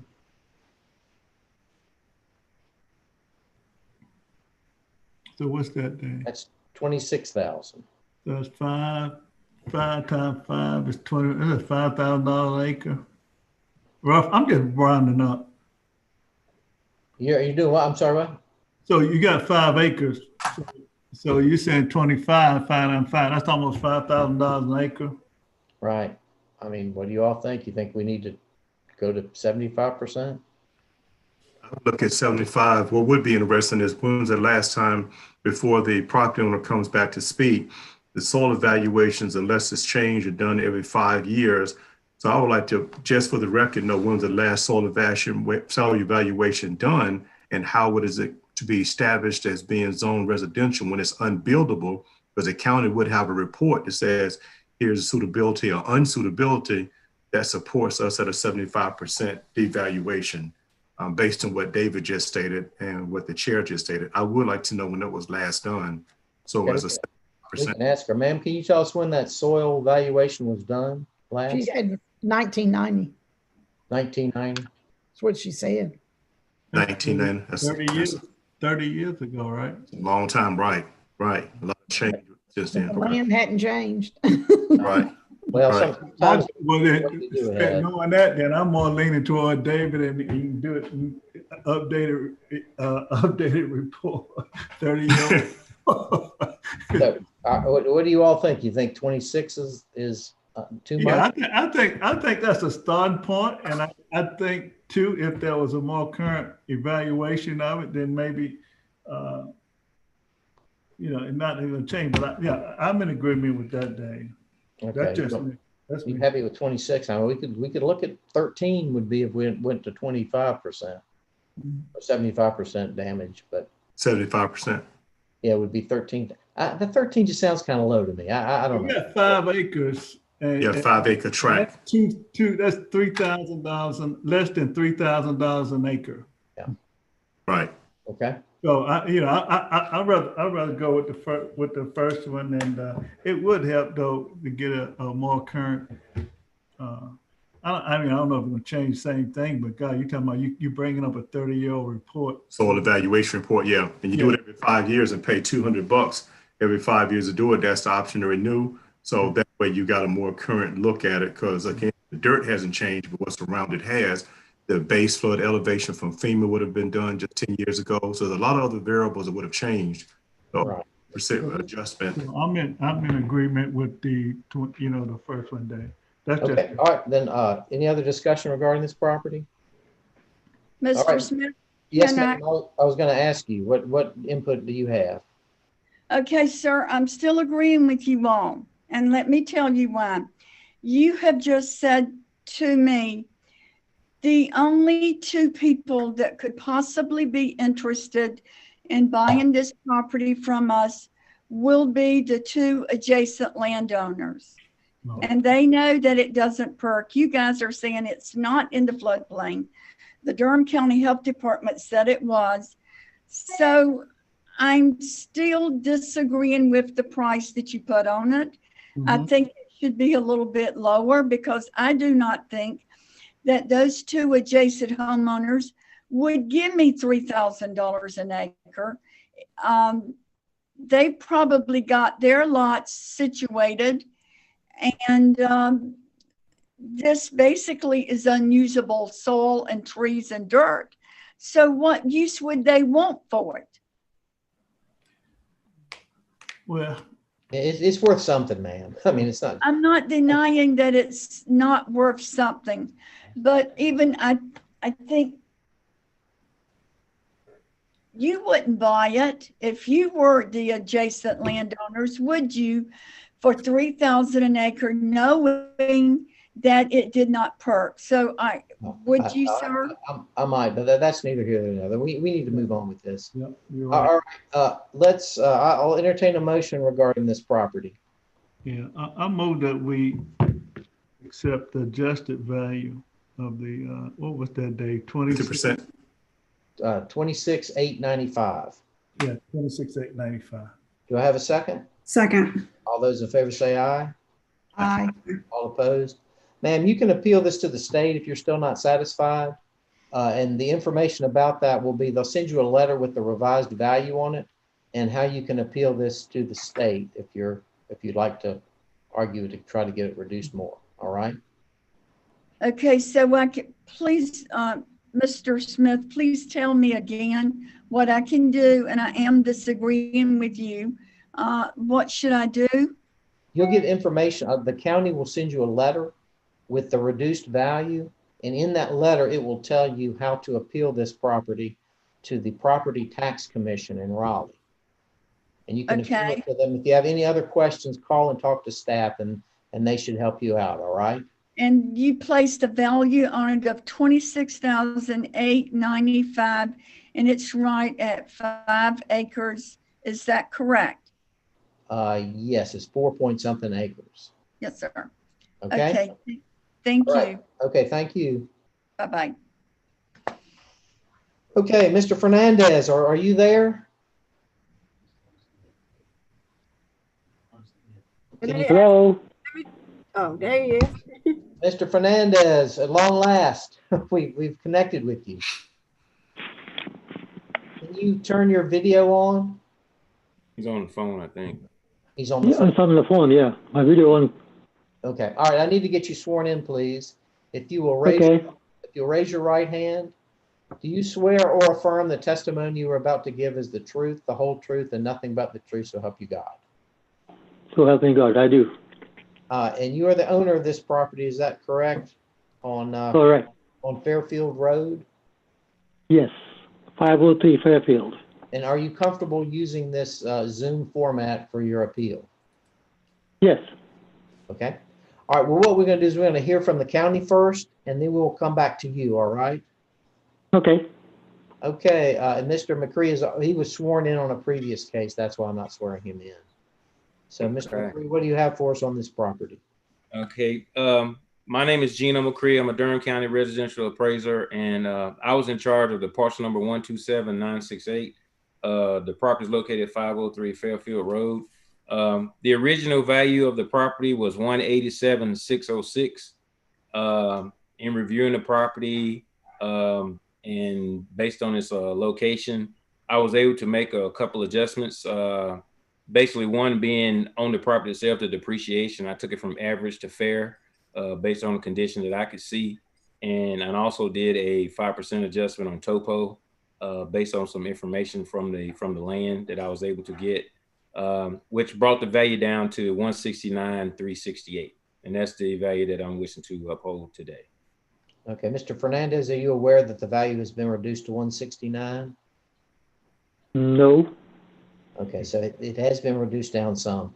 And I'm looking here, and you have on here that you think the value is $150,000. Is that correct? That's what I wrote. Yes. Well, where did you come up with that value? From the previous tax. That was what the previous tax value was? Yes. The reason I'm saying this property is built on a clay ground, and every time it rains and dries, the cracks all over the house inside. I mean, you can hear them cracking. So there's a giant sinkhole under the back porch, which goes, I don't know how deep, and the cracks in that porch too. So if I sell this house, I'll have to sell it as a fixer-upper. Okay. All right, Mr. McCree, did you take that into consideration when you valued this property? Well, that's basically where I got the fair condition from the property itself. That sinkhole is, I don't know how big it is. I mean, based on the comps that I was able to find, that's depreciation. Did you get to see the sinkhole in the back? Yeah. Are these your pictures that we're looking at? Those are his pictures. Yes, those are his pictures. Right. I don't know if you can see them, but we can. So we see a crack in the brick on the corner of your house. Mm-hmm. And it looks like there's a hole or something under a concrete. Is that your patio? Well, you probably can't see it, can you, sir? I think that's the sinkhole picture. I think. Sinkhole picture. Yeah, that's the sinkhole picture on the left. Okay. With the cinder block. So, Mr. McCree, you think you've considered what he's bringing up? I really do. I mean, with the fair depreciation on it, I really think I adjusted for those. The only other thing, maybe the topo could go down some more. I mean, it depends. He says it rains or whatever, so I only put like a 5% on the topography. I mean, I didn't look for any flood. It doesn't seem that it's in the flood zone. So, I mean. Okay, Tim, can you pull up the map and check the floodplain, please?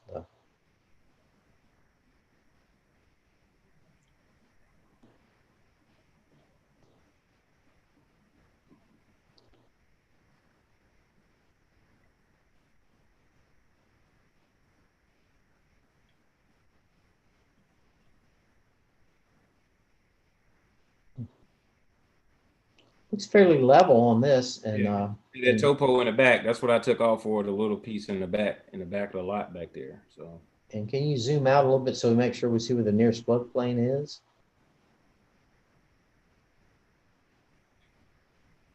It's a ways away. There's no floodplain, so it doesn't look like there's a lot of topography. It looks fairly level. So, Mr. Cree, do you feel like you should make a larger adjustment for topography, or are you satisfied? I mean, I would say go 15, just do 15 on the topo, and, you know, based on, you know, what he's saying or whatever, I would do 15 on the topo. Okay. All right, Tim, can you do that for us, please?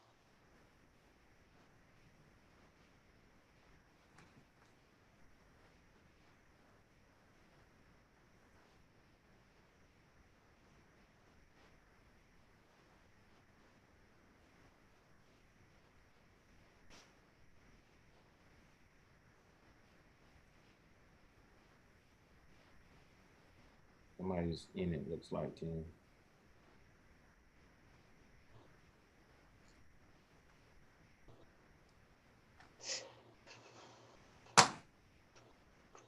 Yeah, back out again. It's like I'm having the same problem with this one as I did the last one. Yeah, somebody else is in it. Mr. Chair, this is Wendell. Yes, sir. Yes, I'd like to know if the owner has taken any corrective action. The topography is what it is, and it's a natural component, but has the owner taken any corrective action or cost out estimates to stop the adverse impact of water on what appears to be a padded with block, 4-inch or 8-inch block on one corner? And also when you look at the corner from the pictures provided, is that a footing issue? So I just want to know, what corrective actions has the owner taken to get cost estimates to correct it? Because the adjustment doesn't solve the problem, and taking place now will only get exacerbated over time of ownership. Mr. Fernandez, have you done anything to repair the problems with your house? No, I have not. So you don't have any idea what the cost would be to fix the sinkhole? Right, I don't. Okay. Well, so I have a maybe a naive question, but can you fix a sinkhole? Is that a thing you can? I mean, I understand you could fix maybe damage from a sinkhole, but the sinkhole itself, is that a fixable thing? My experience with the people who do foundation and corrective measures, look at the source. They first identify where the source is. It's an underground spring. Yeah, so if they can find where the source is coming from and stop the source, then they can remediate where the sinkhole is. But that's a component of finding out where it's coming. Okay, all right, just. No, good question. That's like right up there in, you know, nightmare real estate stories. So I thought I should clarify. I guess you could probably sink a big pier or something down there too to stay Mhm. up. So Tim, we still can't get into this property, is that right? Right, yeah, like at this point. Is somebody trying to get whoever is in there out of there, or? Not sure. I unfortunately didn't give me any ideas. And Tim in it? You know? Who? Are you trying to do it also? No, it shows that I'm in it. I'm not sure. I just want, do you have it is showing. Go ahead, Tim. Tim, go ahead. Go ahead, Tim. I'm sorry. There we go. All right. It was me, Tim. I'm sorry. Oh, you're good. Yeah. What was that amount again? Go to 85. Yeah, put it at 85. There you go. Okay. All right, that reduces it down to 165,490. So what does the board think about this current value for this property. I like it. I Okay. think it's I think that's reasonable. All right. Okay, then I will entertain a motion regarding number 40. I move that we accept the adjusted value of the 155,490. Is that 165? 165,490. 165,490. Okay, do I have a second? Second. All those in favor say aye. Aye. Aye. All opposed? Okay, sir, we have reduced the value to 165,490. If you're still not satisfied, you can appeal this to the Property Tax Commission in Raleigh, and that information will be in a letter that the county sends to you. Okay. All right? All right. Thanks. Okay, thank you, sir. Thank you. Bye-bye. Bye. Okay, do we have David Lee Lucas? Is he available? Okay, there are two Davids. There was a River Dave and Dave. Let me see if I can chat with either one of them. Let me try him again. I'm David, or River Dave. Okay. River Dave. Can you hold on? Let me get Dave, the other one first. He was here. Hello. Dave, okay. What's your parcel number or your address? My address is 7906 Johnson Mill Road. Okay. Okay, we need to do the one on Sherrill Avenue. Is that you, River Dave? Are you on, is your No, property? I'm on Wanda Ridge. Johnson Mill Road is number 48. And Wanda Ridge is number 50. So we need to do number 48. Okay, all right. If So my that- battery runs out, you all can call me. I gave you a number, Okay. Mr. Smith. Okay. All right, well, let's get you sworn in, Mr. Jansen. Is that correct? Yes, sir. Okay, I need, if you'll raise your right hand. Do you swear or affirm the testimony you're about to give is the truth, the whole truth, and nothing but the truth, so help you God? I do. And you own this property on Johnson Mill Road, correct? That's right. And are you comfortable using this Zoom format for your appeal? Yes, sir. Okay. All right, we'll turn over to the county first, and then we'll come back to you, okay? And Dave, Okay. And Mr. Dave, the and Mr. county has the property lower than what the homeowner is suggesting that it should be. Do you notice that? Oh, yeah, that's a good point. Sir, if you know, you have the value for the county originally had was over 200,000, and you were requesting 165. The county's value now is 145. So are you I'm aware of that. with the value of your house at 145? Right. Yeah. The value at an arm's length transaction would be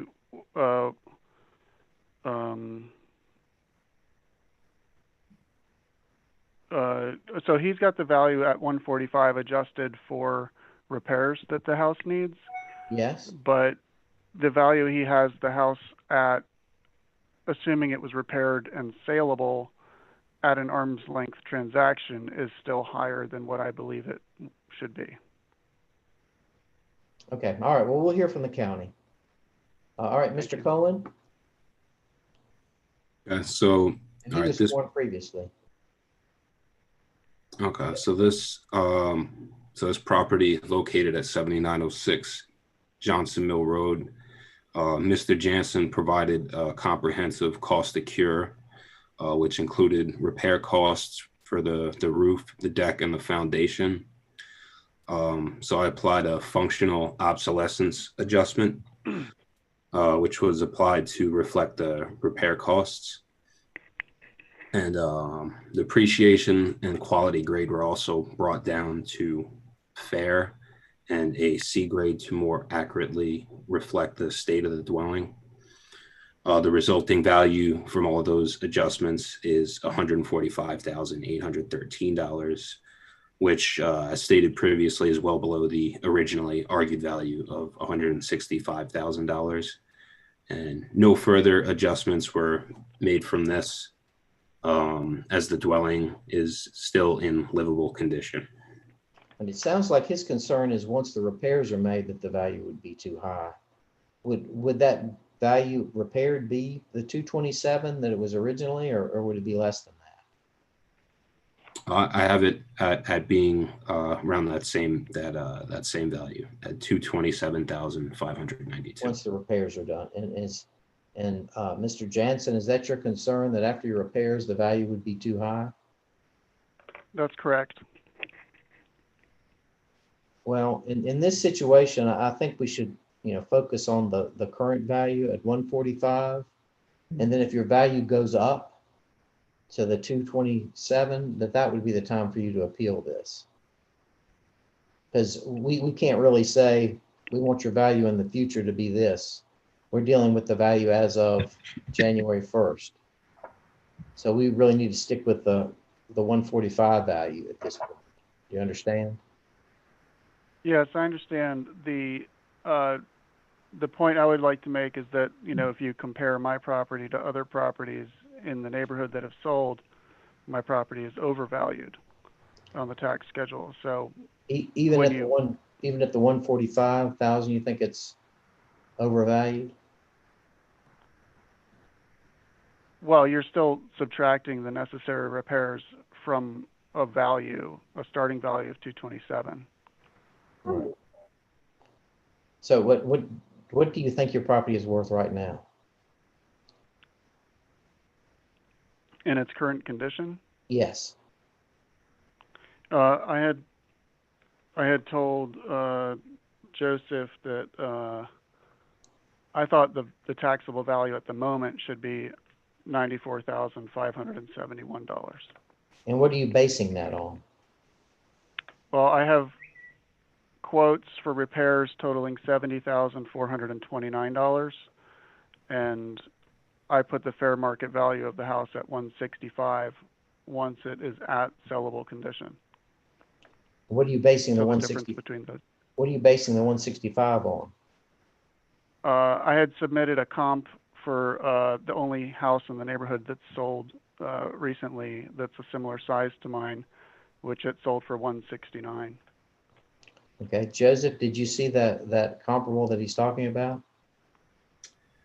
I did, yes. But I simply just used the adjustments from the original value. I didn't really initially understand that that's what was being argued, that 165 was if it was in ideal condition. I just took it from the original value.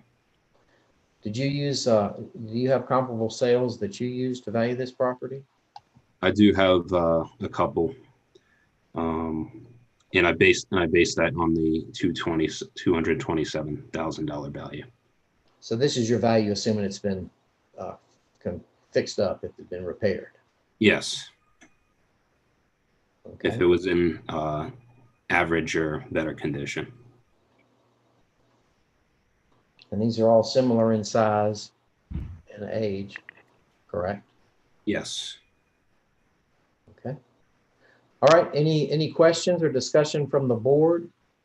Mr. Chair, this is Wendell. Listen to what the property owner stated at a value of $91,570. The assessed land value is $48,830. And he also has 2.49 acres of land, and the subject comp had 0.74. So am I to believe that a 1,870 square foot property has only a building value of what has been represented? No, you're not to believe. Built in 1993? No. Yeah, because you said that you think the value of the property is around $90,000 and it needs $70,000 in repairs. That's only $20,000 left, right? Oh, okay. No, that would be the value after the repair, before the repairs. Okay. All right. Any other discussion from the board? No.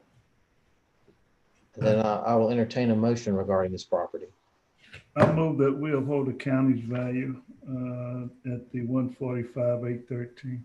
Do I have a second? Second. All those in favor say aye. Aye. Okay, sir, you can appeal this to the Property Tax Commission in Raleigh, or I think you may come before us next year once these repairs have been made. But for now, we're going to go with the county's value. All right. Thank you for your time. Thank you. Okay. All right. So now we still don't have David Lucas, but we've got River Dave, correct? Yes, I'm here. Number 50, 509 Wanda Ridge. Okay. All right. I need to get you sworn in, please, if you will. Yes, raise your right hand. Do you swear or affirm the testimony you're about to give is the truth, the whole truth, and nothing but the truth, so help you God? I do swear. State your name. Dave Owen. And are you the owner of this property? My wife, Josephine McNeil, is the owner, and I'm sitting in for her because she's teaching at Northern High School this morning. All right, Starlene, can we have a non-owner spouse represent a property? I've done this before. Well, the law has changed. Okay. Raleigh. So I don't know if you're one of the people Did that's not know qualified. that he was going to be a representative. I need to pull these documents up.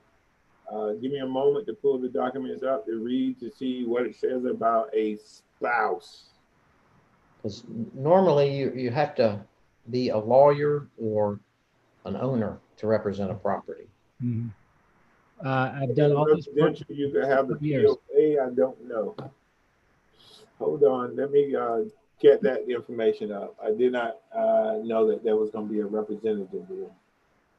Okay.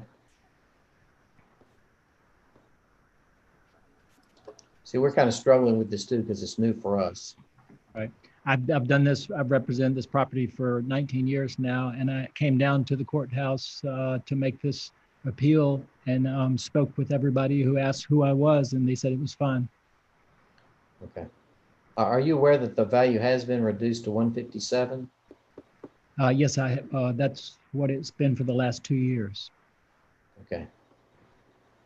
Am I correct? I don't know if it's been the last 2 years. That's just what the current recommendation is. Went from 179 to 157.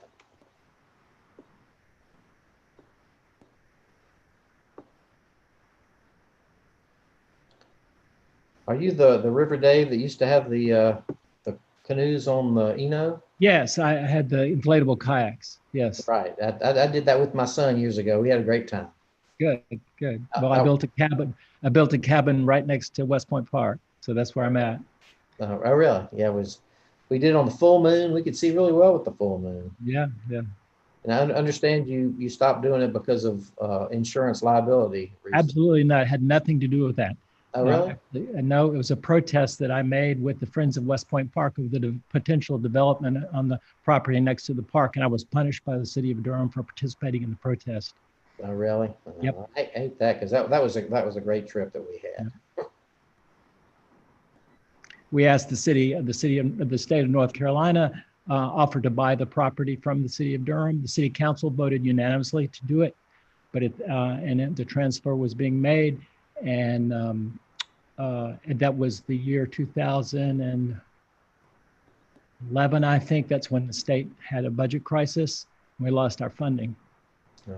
But then the Department of Recreation in Durham was mad at me and the Friends of West Point Park for encouraging the state to take over the park, and they cut my contract. Yeah. And they used the excuse of lack of insurance because they had said that they were covering all my insurance, and they had for years. Well, that was a loss to the community that you're no longer doing. Well, I do another program. I do a program called Tree Camp, and is now using boats, and it doesn't have much liability to it. So, well, that's good. Starlene, are you finding? Okay, I have the document pulled up. I can display the screen if you need to, but I can read this one sentence that I think would solve it. It says, in extenuating circumstances, exceptions may be made for relatives of individual owners to appear before the Board of Equalization when the owner is unable to appear, even if the relative does not have a power of attorney. All right, so is this why can't your wife appear? She's just at work and she didn't feel like missing class. It's complicated. She needs to be at work. She's a special education teacher. All right, well, it's up to us to decide if that's a sufficient reason to allow him to represent his wife.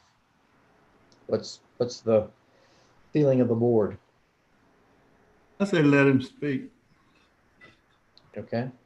All right. Then let's go back to the county then, sir, and we'll come back to you. Ms. Smith, are you available? Yes. She was sworn previously. That's why I'm not swearing her in. So what have you got for us on this property? Okay, this property is located on 509 Wanda Ridge Drive off Untitled Road. Original value $179,172. Owner's opinion of value $140,000. Revised value $157,530. And I changed the fireplace to a wood stove and no HVAC. State of repair from good to average. Right, this is a log cabin, so I couldn't find any comps to use. So my recommendation is to, well, I found comps, but they were not log cabins. So my recommendation is to uphold the revised January 1st, 2019 value of $157,530. Well, can we see the comparables that you did use? Yes. Tim, you gonna bring them up? Would they be in specialist under a different name? I don't see anything jumping out at me. Yeah, it should be under, wait a minute, let me see if I can find it. It should be on there because this is the second time we have heard this one.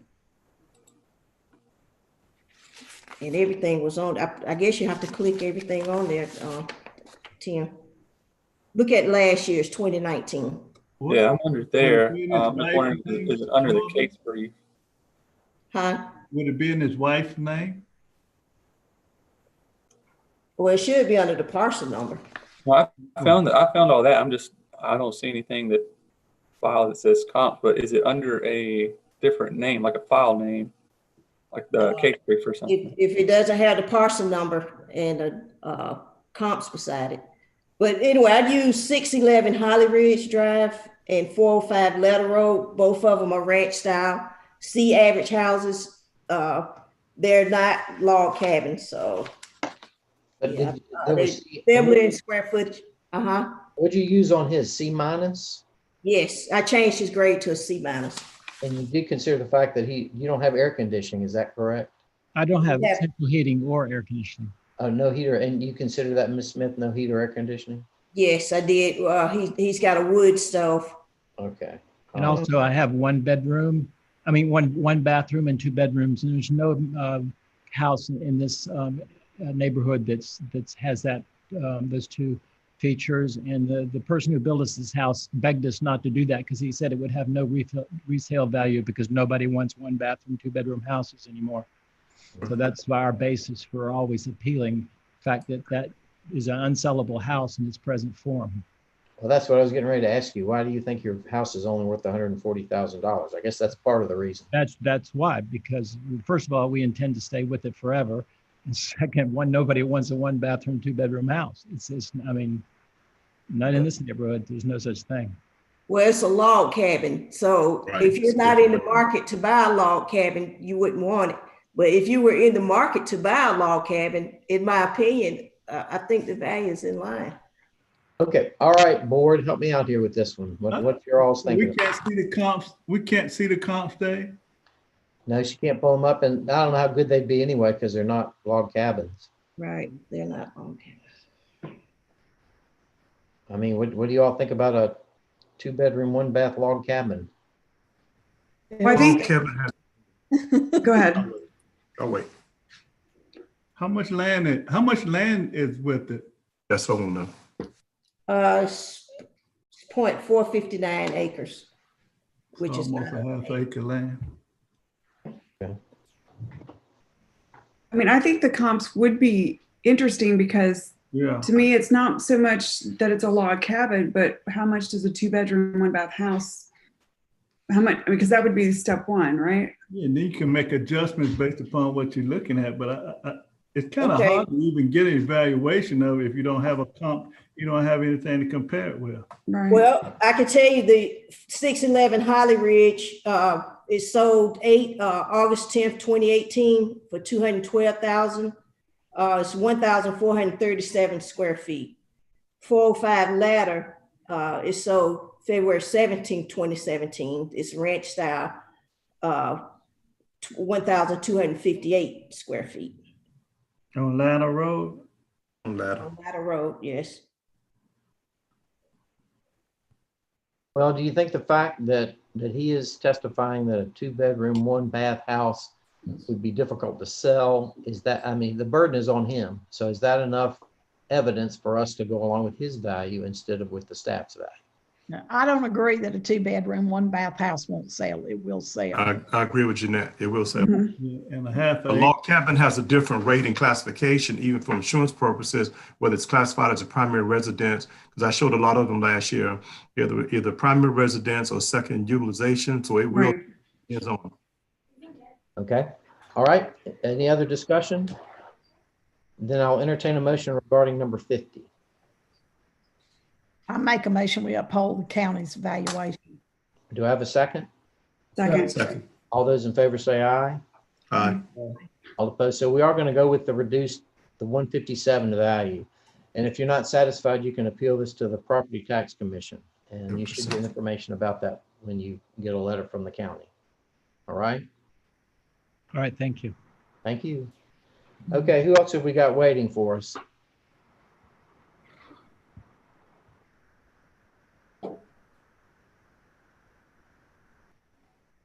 Sheila, anybody else waiting for us? 12, number 49, 1216 Snow Hill Road. Okay, all right, well, let's bring him in. Hi, good afternoon again. I was just with you a day or so ago. Right, I remember. Let's get you sworn in again, though. All right, I got a camera this time. Okay, great. Do you swear or affirm the testimony you're about to give is the truth, the whole truth, and nothing but the truth, so help you God? I do. State your name, please. I'm Stephen Booth. And you are the owner of this property on Snow Hill Road? I'm one of the partners of the ownership of BMAC. BMAC, okay. All right, and you're okay with using the Zoom format for your appeal, correct? Yes, thank you. All right, well, we'll hear from the county and we'll come back to you. Okay. Okay, Mr. Gaddy, what have you got for us on this one?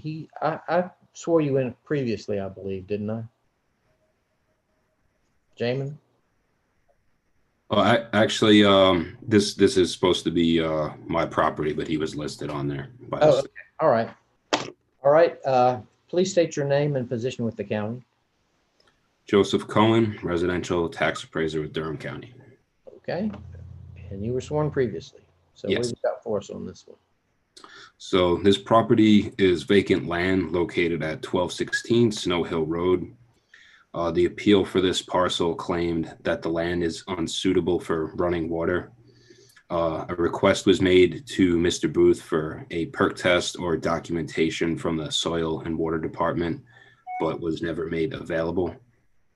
So due to a lack of evidence, the value was kept at $189,523. Also, a provisional frequent flooding and irregular shape adjustments have already been applied. Okay. All right. It looks like he's got frontage on Snow Hill Road, but the other roads are unopened. Is that correct? I guess we can ask him.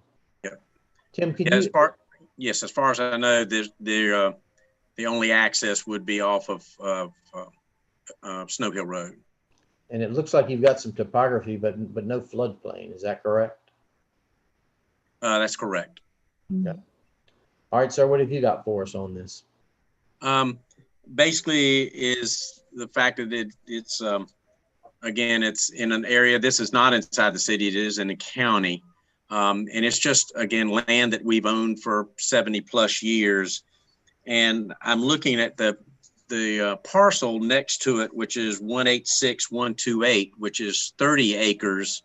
And so the per acre cost for that parcel is approximately, let's see, I had it written down here, a little over 6,500 an acre. And you have ours at 8,400 plus an acre. So I was just looking at the land next to it, just trying to get a little bit more adjustment because that land is almost $2,000 per acre less than ours. Are you talking about the property directly to the right of it? Correct, yes. It looks like that is totally isolated, doesn't have any road frontage. You got road frontage. You right on Snow Hill. Yeah, you got a little road frontage. He's got none, so that's probably why. All right. Anything else, Mr. Booth? It's just the fact it's not really. We have not had a land test done because no one has expressed interest in trying to buy this land. We have had interest in trying to folks trying to harvest the wood off of it, but I hate to have that done. It may destroy the future value of it. Right. Okay, Mr. Cohen, again, you made adjustments on this for which again shape? So these adjustments were already applied previously. Right, but what are they again? The adjustments. Okay, so there's one for provisional, there's one for floodplain, and one for irregular shape. What's provisional? I'm not sure actually. I had to look up the code, and I'm not even sure what that is exactly. But you did for shape and floodplain. I don't see floodplain, but I do see some pretty rough topography. But without a perk test, you can't make an adjustment, or you don't feel comfortable making an adjustment for no perk, correct? Right. And that burden is really on the taxpayer to produce that. Mm. Yeah. All right. Any questions from the board? Any discussion? 8,000 an acre. It's kind of a funny shaped piece of property. Okay, then I will entertain a motion regarding number 49. I move that we uphold the county's value. Do I have a second? Second. All those in favor say aye. Aye. All opposed. So if you get a perk test and it doesn't perk, bring it back to the county and they should adjust your value. Oh, thank you. That's what I was going to ask. So if we can get a land ground test and then come back and reapply. Yeah, not for this year, but for next year, you should be next year. Yes. Okay. Okay. All Thank right. you, Mr. Smith. If you're not satisfied, you can appeal it to the Property Tax Commission in Raleigh. All right.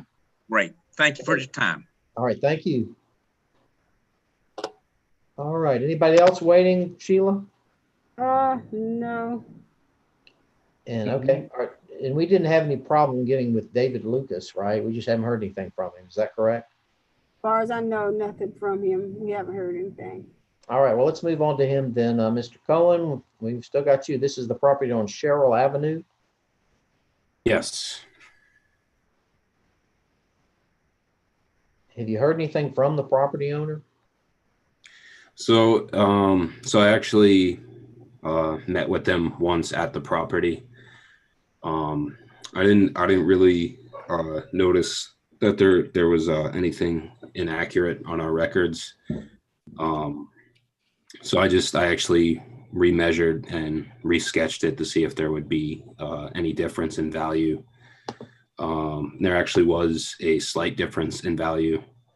So it started out at $204,220, and when I resketched it, it came out at $197,439. Okay. And are these your comparables or their comparables we're looking at? Did they supply comparables? They did actually, but those are mine. All right. And I put weight on the first one, which is that's in the same neighborhood as the subject. The age of this home was unique for this neighborhood. I noted that most of the homes in that neighborhood are 50 to 60 years old. So on the first comp there, it has that value of $247,380. But if you don't account for the difference in age, then it comes out to around $207,000, which is pretty close to what we have it valued at. I really like this grid. Is this a new grid? It's nice to be able to see the adjustments you all are making. Yes, this is new. Is everybody gonna start using that? Yes. We just got it, and of course some stuff was already in with the previous documentation, but we are going to be using this for the things that haven't been done yet. Okay, good. I'm very happy versus the the older style, like this one on the left. It gives us a lot more to look at. So that's I'm assuming the one on the left is from the property owner. Is that correct? Yes. Okay. And you looked at this, and what's your opinion about what he did?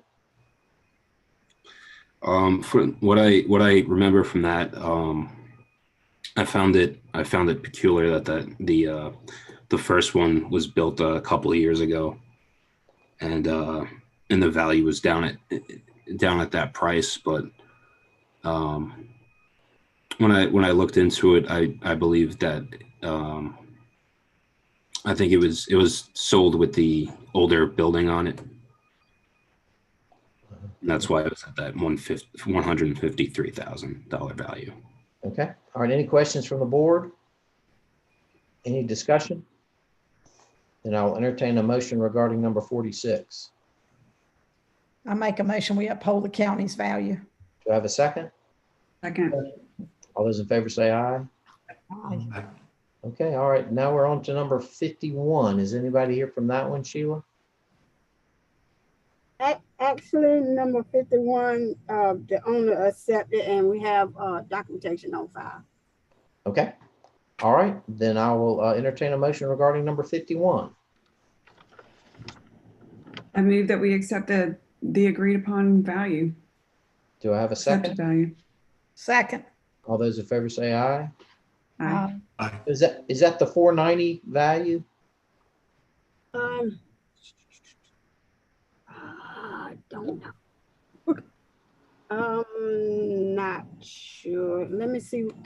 Tim, can you check and see what's on 20 and 21?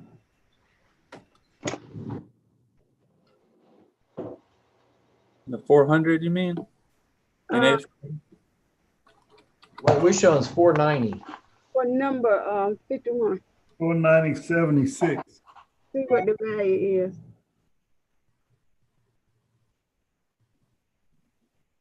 All right, 21's 490.76. Mm-hmm.